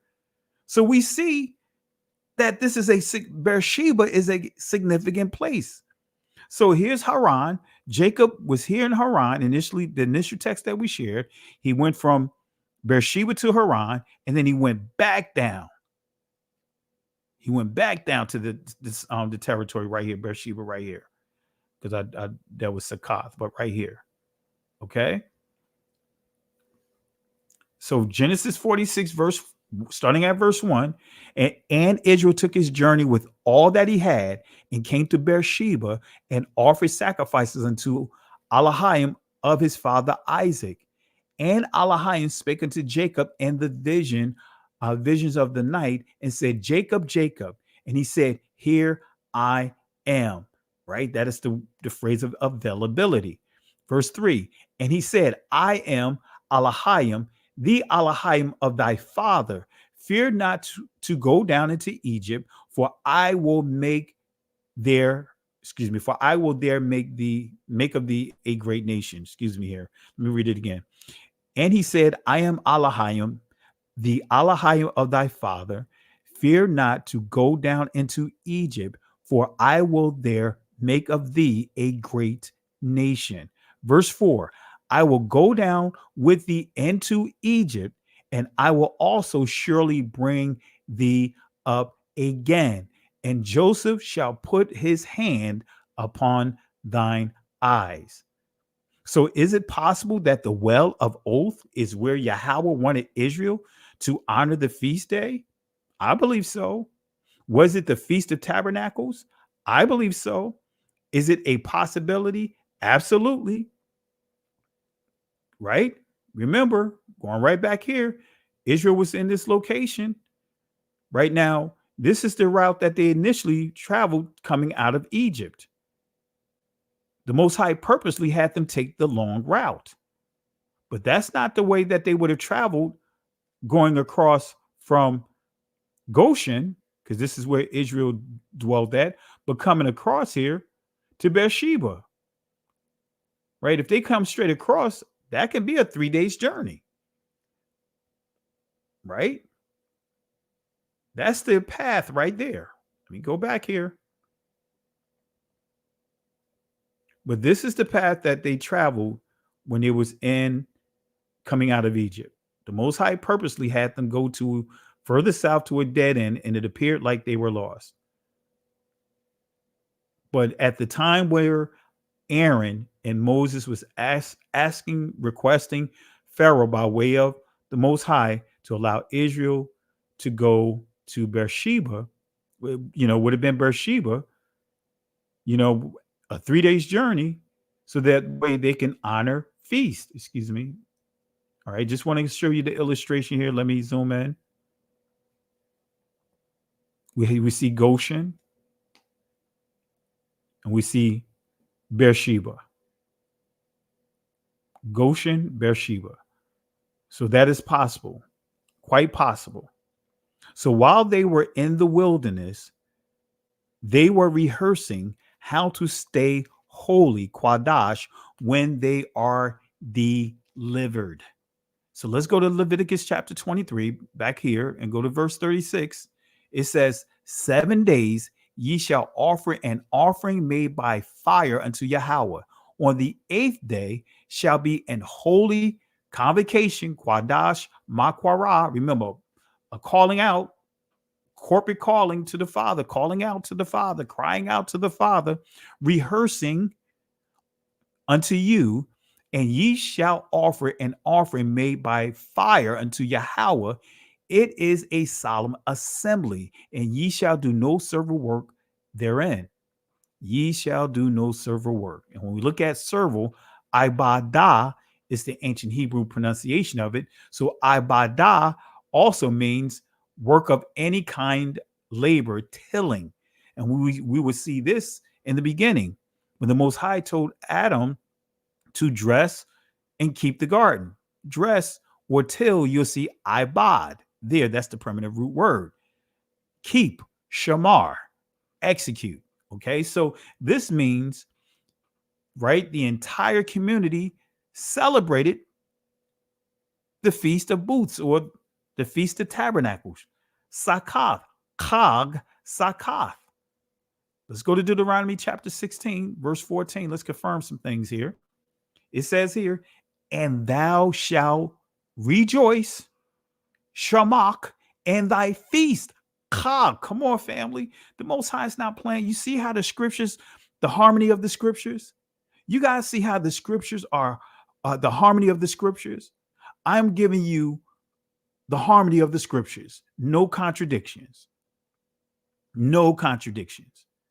I'm showing you that Israel was honoring feast, the tabernacles, before they even left Egypt. That wasn't a Passover because the Passover wasn't they're not at that point. Right? So let's go back here. And thou shalt rejoice, Shamak. Remember, you're gonna make yourself call out. You're gonna make yourself celebrate. You're gonna make yourself shout. You're gonna make yourself celebrate the Most High. You're gonna speak life. You're gonna encourage yourself, family, like we covered earlier. Thou and thy son and thy daughter and thy manservant and thy maidservant and the Levite, the stranger and the fatherless and the widow that are within thy gates. So this is saying everyone is going to what? Celebrate. They're going to rejoice. So this is a holy convocation, but it's not a holiday. Let me say that again. This is a holy convocation and not a holiday. I make a distinction between holy convocation, Quadash, Makwara, and these holidays, because religion would try to water down these holy days, this holy convocation, and make it into a holiday. Nope. Let's look at this word holiday real quick. Holiday. It says holy day, consecrated day, religious anniversary, Sabbath, right? And we get into the evolution of this word, right? We see here haleg, holy, dag, right? But anyway, but we see holy day, consecrated day, religious anniversary, Sabbath. So guess what? When you think about Christmas, this is the church's Sabbath. This is the Christian Sabbath. Christmas, the Christian Sabbath. Easter, the Christian Sabbath. Thanksgiving, the Christian Sabbath. That's not the high holy days of the Most High. That is not the holy convocation. That is not Quadas Makwara of the Most High. This is traditions of man. So holiday is related to the word vacation. Let's go back here. Notice what we see here down at the bottom. We see related entries, vacation. Let me zoom that in so you guys can see that. Right? Related entry, vacation. So holiday, and as you see here, summer vacation. Let me see if I had it. I don't have it here, but notice what you see here. In British English, with reference to summer vacation from school as a Christmating greeting, right? So this is letting us know that that word vacation, right, is associated with holiday. And that's part of the problem of honoring the things of the Most High, because holiday is related to the word vacation. Well, let's see what vacation means. It says freedom from obligations, leisure, release, a being free from duty. See, many of us have been processed to looking at the things of the Most High as a vacation, or when you go on vacation, that you are now free from your obligations to the Most High. Freedom from obligations, leisure, release, a being free from duty. And this is where Hasatan has so many traps to trip up Yah's people, to wear us out. It says here to leave, abandon, give out. So in that spirit of vacation, it has caused the Most High people to operate in the spirit of what? Abandonment of his holy convocations. And many of us have a vacation spirit when it comes to honor the feast days. They treat the feast days like it's an option. Like, hey, like it's a vacation. I may or may not take a vacation day. That's the spirit of vacation, vacate. So many people have no problem abandoning their responsibilities to Yah on man-made holidays. Holidays. They are operating in the spirit of vacation. Let me correct that here since I'm here. Let me correct that typo. That is some bad grammar there. Some typos. Let me fix that real quick. All right. Let me fix that real quick. Take that out. All right. So something else I should have corrected, but I didn't. Okay. All right. So many people have no problem abandoning, vacating their responsibilities to Yah on man made holidays. They are operating in the spirit of vacation or vacating or vacate. There's no vacations with Yah, family. Now, the Shabbat is so that way we can what? Be released of our day-to-day stuff, our work and all that stuff, and we focus on celebrating the Most High on our Shabbat. He's giving us the first 6 days to say, hey, work, do whatever you need to do to help what? Make sure you have provisions for your house. But on this day right here, including the feast days, this is his days. This is his holy convocations. There's no vacations from Yah. Let's go to the etymological dictionary definition of day. This is key to show you the and place the point of emphasis of Christmas, Easter, Thanksgiving from a Eurocentric perspective, because they're not playing. They look at these days as their holy days, their Sabbath. That's why they're fighting tooth and nails. Notice what you see here. Lifetime. See, day also means what? Lifetime. Not just a simple 24-hour cycle, but a lifetime. So when they say holiday, holy lifetime. When you hear them say Christmas Day, Christmas what? Lifetime. The intent is for you to honor man-made holidays for your entire life. And that is being regurgitated every time those the cycles of every time those holidays come around. So day means lifetime, not just a 24-hour cycle, but lifetime. But when we deal with the feast days, these are Yah's feast days. These are not man's feast days. When man start manipulating and start mixing and meshing, when you get to Amos, the Most High didn't say these were his feast days. He said, these are your feast days. He said, I don't honor your feast days. Why? Because man, by the time we get to Amos chapter 5, they start mixing and meshing, bringing other cultures into the mix. And now they're paying homage to other deities and all that. That's why he said, this is your feast days. We do it the right way according to what Yah says. These are his feast days, right? So these are the feast days of Yahweh. Let's go to Leviticus 23, starting at verse 37. It's going to confirm this. These are the feasts of Yahweh, which ye shall proclaim to be holy convocations. See, shall, amar, that's not saying that that's an option. That's a command.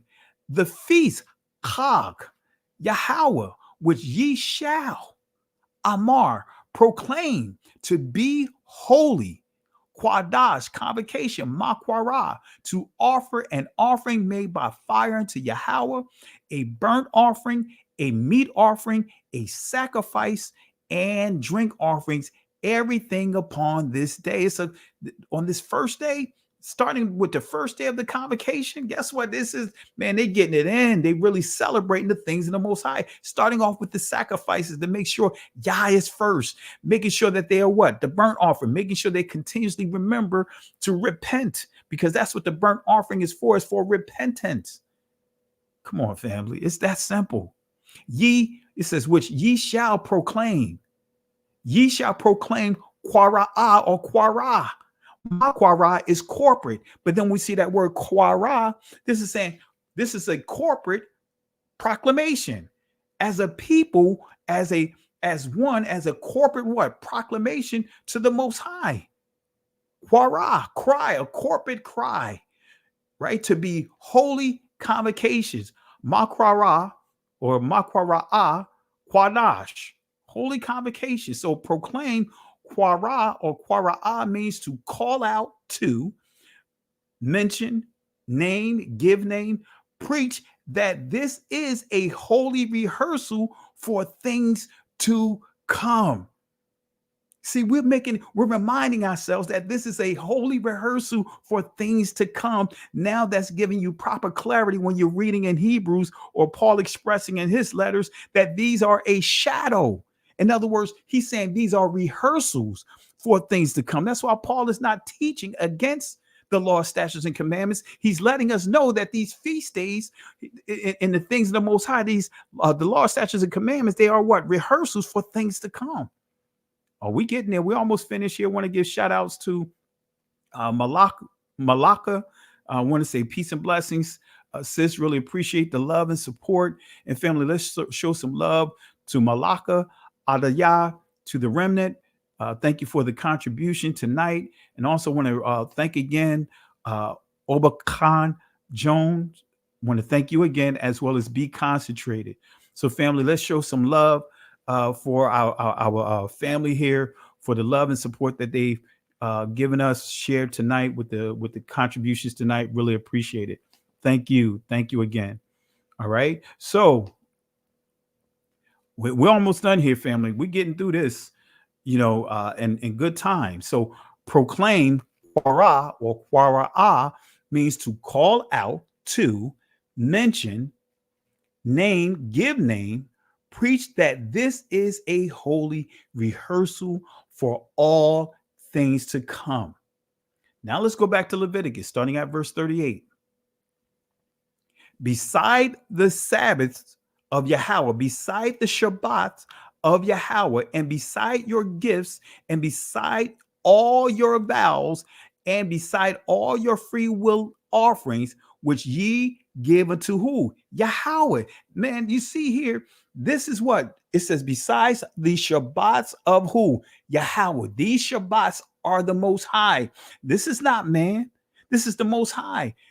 When Christ says in John chapter 7, this doctrine is not that of my own, but that of the one who sent me. Guess what? This is referring to the Shabbats, the covenant, everything. Everything that the Most High has given his people for us, the law, statutes, and commandments. That's what Christ is saying. He said, I'm not teaching you anything new. I'm giving you what Yah is given. These Shabbats of who? Yahweh. These are not Israel's Shabbats. These are Yah's Shabbats. And that's the thing that is missed big time in Christianity. Verse 39. Also in the 15th day of the 7th month, when ye have gathered in the fruit of the land, ye shall keep. There it is again. Ye shall keep. Remember, when you see the word keep, put execute. Just cross it out and put execute. Ye shall execute a feast, Chag, unto Yahweh 7 days. On the first day shall be a Shabbat, and on the 8th day shall be a Shabbat. So it's making it clear, on the first and the last day, those are going to be Shabbats. In other words, you're not going to do any work on it or anything. These are going to, from the start to the conclusion, this is going to be a Shabbat.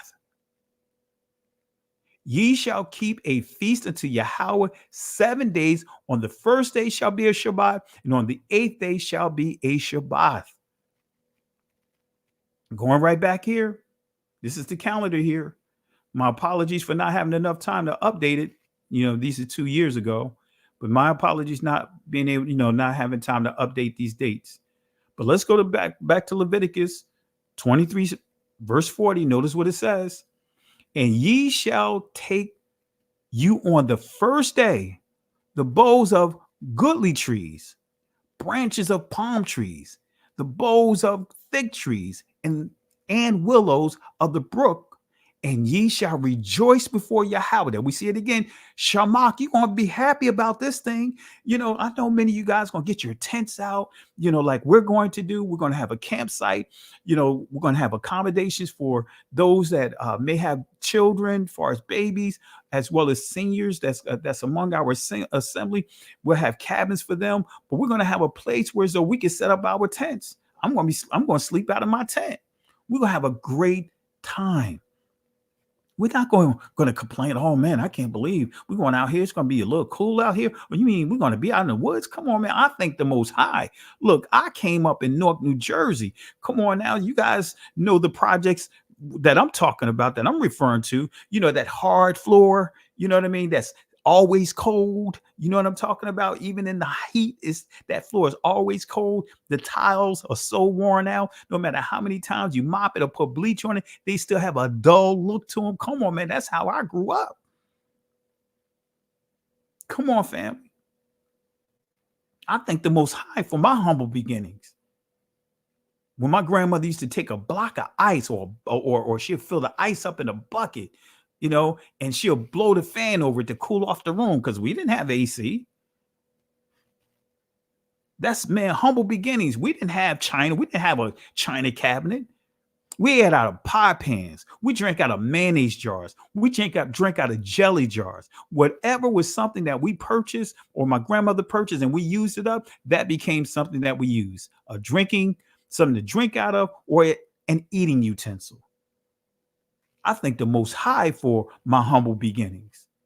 That's why it doesn't take a lot to impress me in terms of I'm not pressed for certain things. I'm not pressed for it. I thank the Most High. Yeah, I like nice things, but I'm not pressed for certain things. It's not consuming me. I want to have the nice house, the nice car, so that way my children can experience that. Our children can experience this, so that way when they get older, because we have girls, when they get to a place where though they out there on their own, now they don't have to be starstruck over any guy.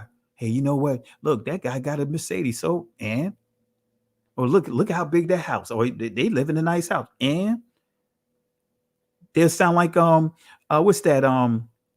Despicable Me. How the son, the criminal. Hey, mom, I made a rocket out of macaroni noodle. And see, that's the way that I'm programming our daughters, so that way they don't, be starstruck if they meet someone that has something, because they're going to have it anyway. Come on, family. But I thank the Most High for my humble beginnings, family. We didn't even have hot water. We were taking cold showers. That's truth, Ruth. So here it says, ye shall take on your first day the boughs of goodly trees, branches of palm trees, and the boughs of thick trees, and the willows of the brook, and ye shall rejoice before Yahweh. Don't make it seem like you're having a miserable time. Rejoice, shamach, before Yahweh your Elohim 7 days. So on the first day, the people were to build booths or shelters from the trees, the tree leaves, to live in for 7 days. So they celebrate the Most High. But guess what? Part of that, because they do have to build the booths, so they build in these places for them to dwell in for 7 days, remembering their humble beginnings. So the festival of tabernacles, Khazar, reminded the Israelites, of their wilderness wanderings when they lived in tents on their way to the promised land. So this is just a reminder how the Most High carried you from your humble beginnings to where you are now, that you are paying homage to the Father, that you're joining in this corporate celebration, thanking the Most High, that even though some of you guys may not be where you want, but guess what? You're not where you used to be. You may not be where you want, but you're definitely not where you used to be. Let me say it one more time. You may not be where you want, but you're definitely not where you used to be. And you're thanking the Most High for that. You're blessing the Most High for that. You're doing this as a reminder for that. So the festival of tabernacles, Khazar, reminded the Israelites of their wilderness wanderings when they lived in tents on their way to the promised land. So even in our original language, ancient Hebrew, Quadam, Ibaryah, we are reminded with each letter of how Yahweh provided a shelter. Notice this here. We had the ancient Hebrew. We had the Bath, or Bayath, excuse me. In the Israeli language, it's pronounced Beth, but we're going with the ancient Bayath, numerical value 2. And notice what you see here. You see house, family, bloodline. So this is the pictograph. Looks like the aerial view of a tabernacle, right? Or the temple. But then we see here, this ladder looks like a tent. I kind of modified it a little more, bent this a little more. But if you turn this over, this is going to look like a tent. And this is looking like this will look like the door of the tent, right? This is where you get to the Dalath, still reminding us of what? That tent, that tabernacle. Dalath, door, gate, lid, numerical value 4. Notice what you see here. That's the Dalath. That's the Dalath. All right. The next, the Wa. It's amazing how many would take this letter, right, and believe that this letter is a O or U sound. When ancient Hebrew, it's clear that they did not write out their vowels, and there was no vowel letters. All of that was done by other nations, starting with the Greeks, interpolating the language. There was no O sounds. There was no U sounds in ancient Hebrew. Let me play this one more time. I know I play this from time to time. Let me play it one more time since I'm here. Here's a chart that summarizes vowel class and length. And you can see across the top the 3 classes, A, E, and U, and then down the side the 4 lengths, long, medium, short, and very short. So let's just go over this chart. We'll start with the A class vowels. The long vowel is cholam vav, and you'll recall that this says O as in snow. Now you might wonder why an O vowel is in the A class, and this is because of historical considerations. Originally there was no O sound in Hebrew. Everything Life is like a hurricane here in Duckburg. Race cars, lasers, aeroplanes. It's a duck blur. Here's a chart that summarizes vowel class and length. And you can see across the top the 3 classes, A, E, and U, and then down the side the 4 lengths, long, medium, short, and very short. So let's just go over this chart. We'll start with the A class vowels. The long vowel is cholam vav, and you'll recall that this says O as in snow. Now you might wonder why an O vowel is in the A class, and this is because of historical considerations. Originally there was no O sound in Hebrew.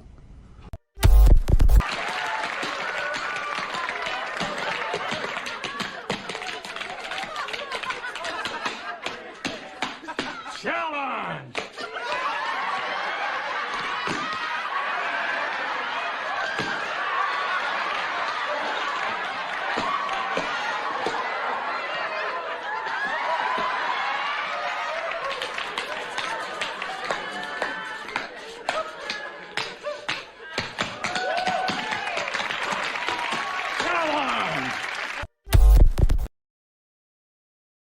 All right. Thought I'd make a little light of that, add a little humor to it.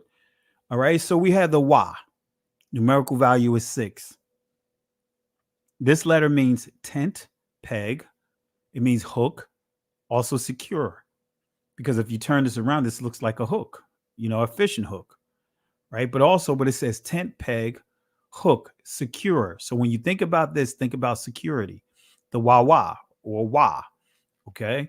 And that's the pictograph. Now you can see why it really looks like a hook, right? And also a tent peg, that you secure your tent with. And let's bring all of these letters together. The Bayath, the Dalath, right? The door, right? Bayath, the house, right? The Bayath, the house, and the Israeli Beth. The Dalath, door. All right. The Wawa, or Wa. The tent pegs. See, I like doing this to give you an illustration of how the letters tie together. But of course, we need one key We need one tool that we're missing. You purchase a tent, it's going to always come with this rope to secure it. Because you can have your pegs, your wah or wah, but you still need rope to secure it. And this rope, the Hebrew word, right? When we start dealing with this rope, which is also synonymous to hope, you have tha-kwa-wa. In the Israeli, this is where you get tikva, right? Hope, lifeline. Okay, so let's try this again. You have the tent, the bayath, the door, dalath, the tent pegs, the wah,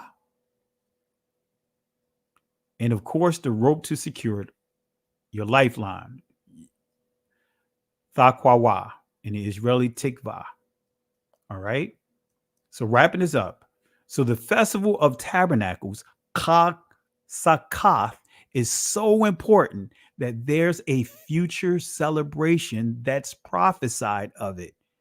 Remember, this is what? A rehearsal. When we deal with convocation, this is a rehearsal. This is a shadow of things to come. So what we're doing is the shadow of things to come. Let's prove this as we wrap this up. Zechariah chapter 14, starting at verse 16. Let's see what it says. And it says, and it shall come to pass that everyone that is left of all the nations which came against Israel shall even go up from year to year to worship the King Yahweh of hosts and to keep the feast of tabernacles. So guess what? Even the enemies, the remnant of those nations, the leftover of those nations, it says here, everyone that is left, the remnant of all those nations which came against Jerusalem, guess what they're going to be doing? They're going to be honoring the feast day. So when they say, show the, and when Paul mentions a shadow of things to come, that's not an insult. It's saying that this is a rehearsal of things to come. So the tabernacles is a rehearsal of things to come. And for these that are rebelling against it, guess what? They don't even realize they are going to, those that the remnant of these other nations, they are going to have to what? Honor tabernacles. That's what Israel was honoring when Moses and Aaron made the request for Pharaoh to let the people go into the wilderness to honor what? Tabernacles. Because remember, we confirmed Abraham, we confirmed Isaac, and we even confirmed Jacob, 3 generations. So, and it shall come to pass that everyone that is left of all the nations which came against Jerusalem shall even go up from year to year to worship the King Yahweh of hosts and to keep the feast of tabernacles. Chag Sakath. Verse 17, and it shall be that whoso will not come up of all the families of the earth unto Jerusalem to worship the King, Yahweh of hosts, even upon them shall be no rain, punishment. And if the family of Egypt go not up and come not that have no rain, there shall be the plague. In other words, guess what? You're going to have to deal with the penalties that was there in Egypt. You didn't want to allow Israel to go and honor the Feast of Tabernacles. Guess what? Pharaoh had to deal with plagues. So we see the same prophecy right here for those that are trying to speak against the tabernacles, trying to keep Yah's people from honoring tabernacles. Guess what? There's a plague coming. And guess what? That's why we see a lot of things that are happening, not just in this country, but around the world, of people that's trying to suppress Yah's people and preventing us from honoring the feast day, starting with the tabernacle. And if the family of Egypt go not up and come not, that have no rain, there shall be the plague wherewith Yahweh will smite the heathen that cometh not up to keep the feast of the tabernacles. So guess what? We're dealing with the non-blood descendants of Israel. This is something that you have to do. And some will try to ease their way out of it. Like, hey, that's a prophecy. Well, that means that we don't have to do it now. No, what you're doing now is a shadow of things to come. It's a dress rehearsal of things to come. Come on, family. Come on, family. Come on, family. It's a rehearsal of things to come. Verse 19, this shall be the punishment of Egypt and the punishment of not just some nations, it says of all nations that come not up to keep the Feast of Tabernacles. And there it is. The non-Israelites. That's right. You guys, I had to put this in here. The non-Israelites, right? The non-Israelite nations will make an annual pilgrimage to worship Yahweh in Jerusalem. Let me say this again. The non-Israelites will make an annual pilgrimage to worship Yahweh in Jerusalem. These non-blood descendants of Israel will celebrate the Feast of Tabernacles. It is mandatory. And we're going to stop right here, family. We're going to stop right here. I know some of you guys probably didn't expect that. I know some of you guys that are probably looked at your screen just like this, at this look.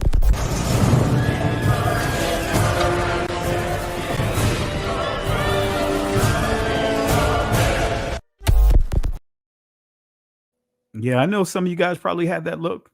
Some of you guys are probably even, going here, in terms of when it comes to the feast days. Y'all probably just still, after all what I taught, probably a handful of you guys are still going to say this.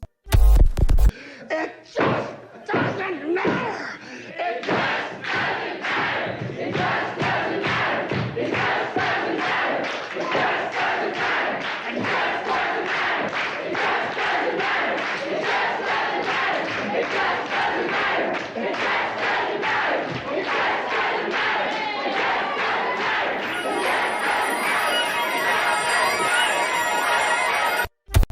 doesn't matter. It just doesn't matter. It just doesn't matter. So there you have it, family. There you have it. There you have it. Can't make it any plainer than what I made it tonight, explained tonight. That is the true understanding of the Feast of Tabernacles. We don't have to worry about the sacrifices anymore. Remember, starting at chapter 5 through chapter 10 of the letter to the Hebrews, not the letter to the church, the letter to the Hebrews, it explains how the sacrifices are done away. It's not dealing with the law, the first 5 books, not dealing with the 10 commandments. It's specifically addressing the law and the command of the high priest. The command is in Leviticus chapter 9, starting at verse 6 and 7. That's the command. How to carry out that command, which are laws, starts at verse 8 and goes down to like verse 11. That's what Hebrews chapter, starting at chapter 5 through chapter 10 is referring to. And no, Christ, Hamashiach, did not do away with the Shabbat.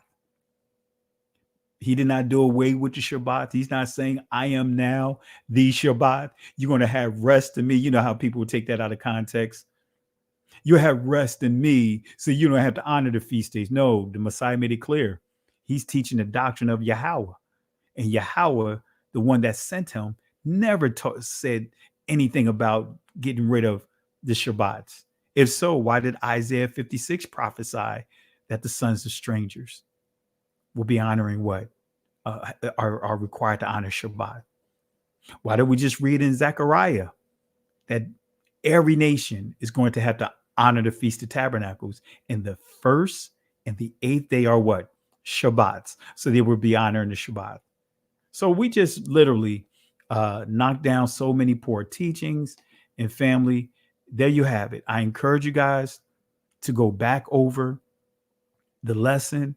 I know I put a lot of time and effort in my lessons, and rightfully so, because I want to make sure that you guys, like the scripture says, in all thy getting, get an understanding of why we do what we do.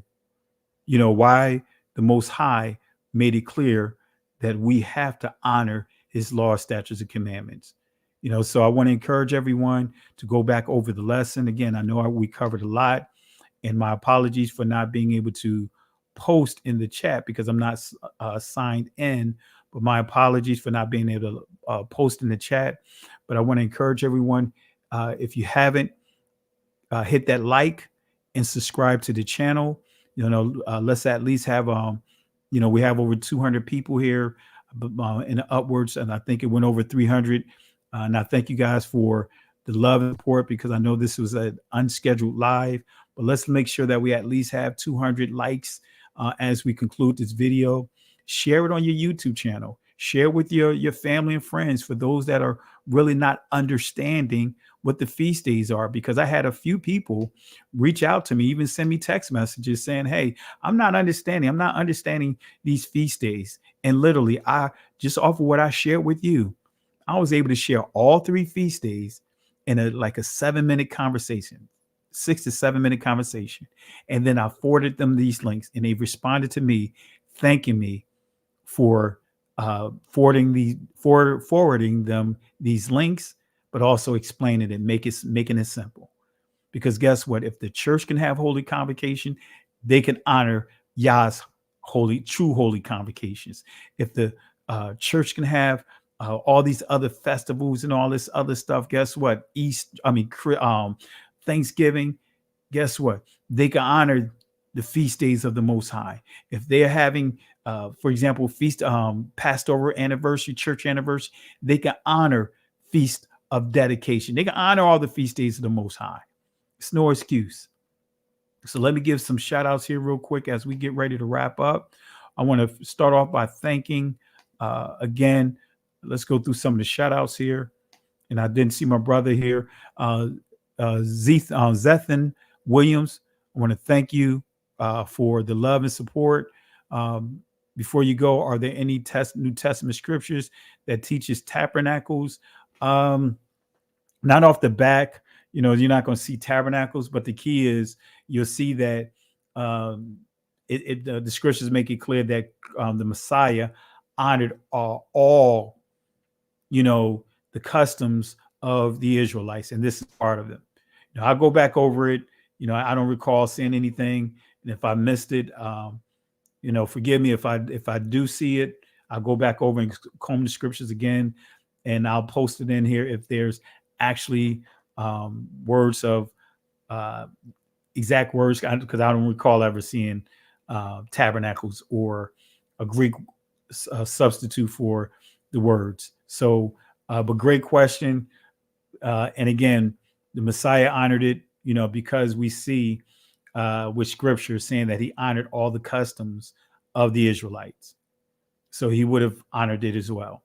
So great question. Really appreciate it, my brother. Thank you for taking the time out tonight on the Shabbat night to watch this lesson. Thank you for the contributions. And then I want to say, Monica Dixon, thank you for the super sticker. Family, let's show some love again to Zethan. Thank you, my brother. To Malaka, thank you, my sister. To Oba Khan Jones, thank you again. And to Be Concentrated for Yahweh, thank you again. So again, let's show some love to our brothers and sisters that have given us these contributions for tonight. Thank you again. I really appreciate the love and support.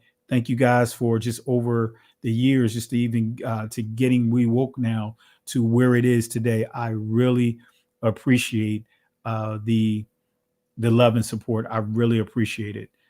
Really appreciate it. So let me look here. One last thing I want to point out, because I think Sister Carol pointed out Revelation 21. Let me see here. Let me look here real quick.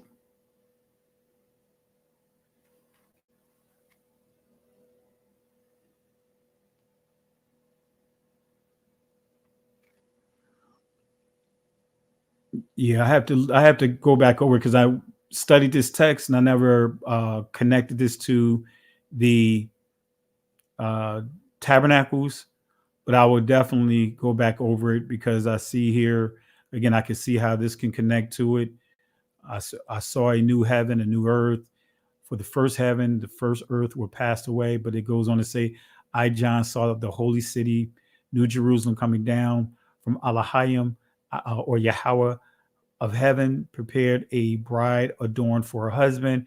And yep, and we see here, and I heard a great voice out of heaven saying, behold, the tabernacle of Yahweh is with men, and he will dwell with them, and they shall be his people, and Yahweh himself shall be with them and be their Elohim. So I can understand, and like I said, when I'm reading over this, I just didn't connect this to the tabernacle, but I could see how this can be connected to it, but I just never connected it to the feast day that Zechariah prophesied of. But nevertheless, really appreciated, sis, for sharing this. And that could be a passage that you guys can go back and read over and really appreciate it. Thank you again. So I'll go back over and study it from a different approach, but really appreciate it, family. And let's see here. I see another contribution from, all right, let's see who we have here. I want to give shout outs to my sister, Ty in the house, Ty in the building. I want to say peace and blessings. I want to say Shabbat Shalom to you. Love you, sis, and appreciate the love and support over the years. We've been friends for several years, met at work, but I'm not even going to get into all of that. We met years ago, and we've been friends ever since, but really appreciate you. Thank you for the love and support. And family, let's show some love for our sister Ty Vincent. Really appreciate you, sis. Really appreciate you. All right, family. With that being said, I hope and pray that this lesson really blessed you and has gave you clarity. And for those that may not be near the assembly, and you want to keep it simple, hey, look, go on your back porch, or go in your backyard, or go on your deck, whatever the case may be. Use that as an opportunity to take your family out camping. Man, when I say we have so much fun when we do this, I mean, helping each other build up their tents. That's a team building session because we're helping each other out. And of course, the way that we have it set up, man, it's awesome. And so I may even post some pictures from last year, the last few years, onto the community channel. So that way you guys can get a visual of just how great of a time we've had. So again, ours is next weekend, next Shabbat, not this coming Shabbat. It's the following next Shabbat. And if you're in the Richmond area, feel free to come on down, come on over, come on in, and just bring an appetite. So with that being said, family, really appreciate you guys. And in the words of the Most High, the words of encouragement that he gave Moses to give to Israel, right? Israel in Exodus chapter 14, they had an obstacle, they had a challenge, they was at a dead end, they began to panic, they started complaining, they started having the thoughts of going back to Egypt because of their what appeared to be a dead end. They had the Egyptians coming up from the rear, and they had what appeared to be a dead end in front of them. The water, the Mayam, the dead end, like we talked about that letter Mayam. And the Most High had to give these words to Moses to ensure, to secure them, to help them have peace in the midst of this unexpected hurdle as they make their transition. He said to them in Exodus chapter 14, verse 13 and 14, he said, "Fear ye not, stand still and see the salvation of Yahweh." You see these Egyptians that you see here today, you will never have to deal with them again. These strongholds will not have power over you ever again. These haters, these trolls, they will not have any power. Not that they have power now. Whatever things that you may be dealing with, whether it's finances, relationship issues, whatever the case may be, family strongholds, whatever the case may be, will not have power over you ever again. You will not be sieged by that ever again. It can exist, but not in your life. It won't have power over you ever again. The Most High will fight for you. But here's the kicker, family. We have to hold our peace. And the Hebrew word there is not shalom. Some would say shalom. It's karash. And karash, I'm saying it from the ancient Hebrew, means be quiet. Can't go back. Can't stay here. Keep moving forward. Shalom. Listen, Genesis chapter 11, verse 10 explains the genealogy of Shem. Shem was a black man in Africa. If you repeat this back, Genesis 14, verse 13, Abraham steps on the scene. Being a descendant of Shem, which is a fact, means Abraham too was black. Abraham, born in the city of a black man, called Nimrod, grandson of Ham. Ham had 4 sons.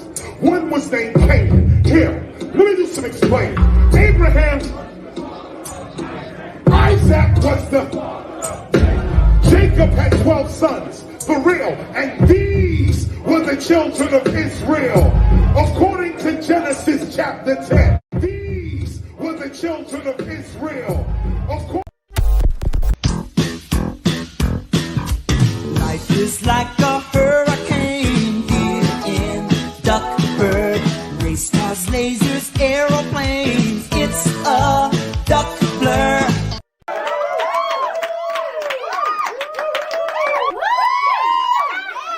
Somebody better call the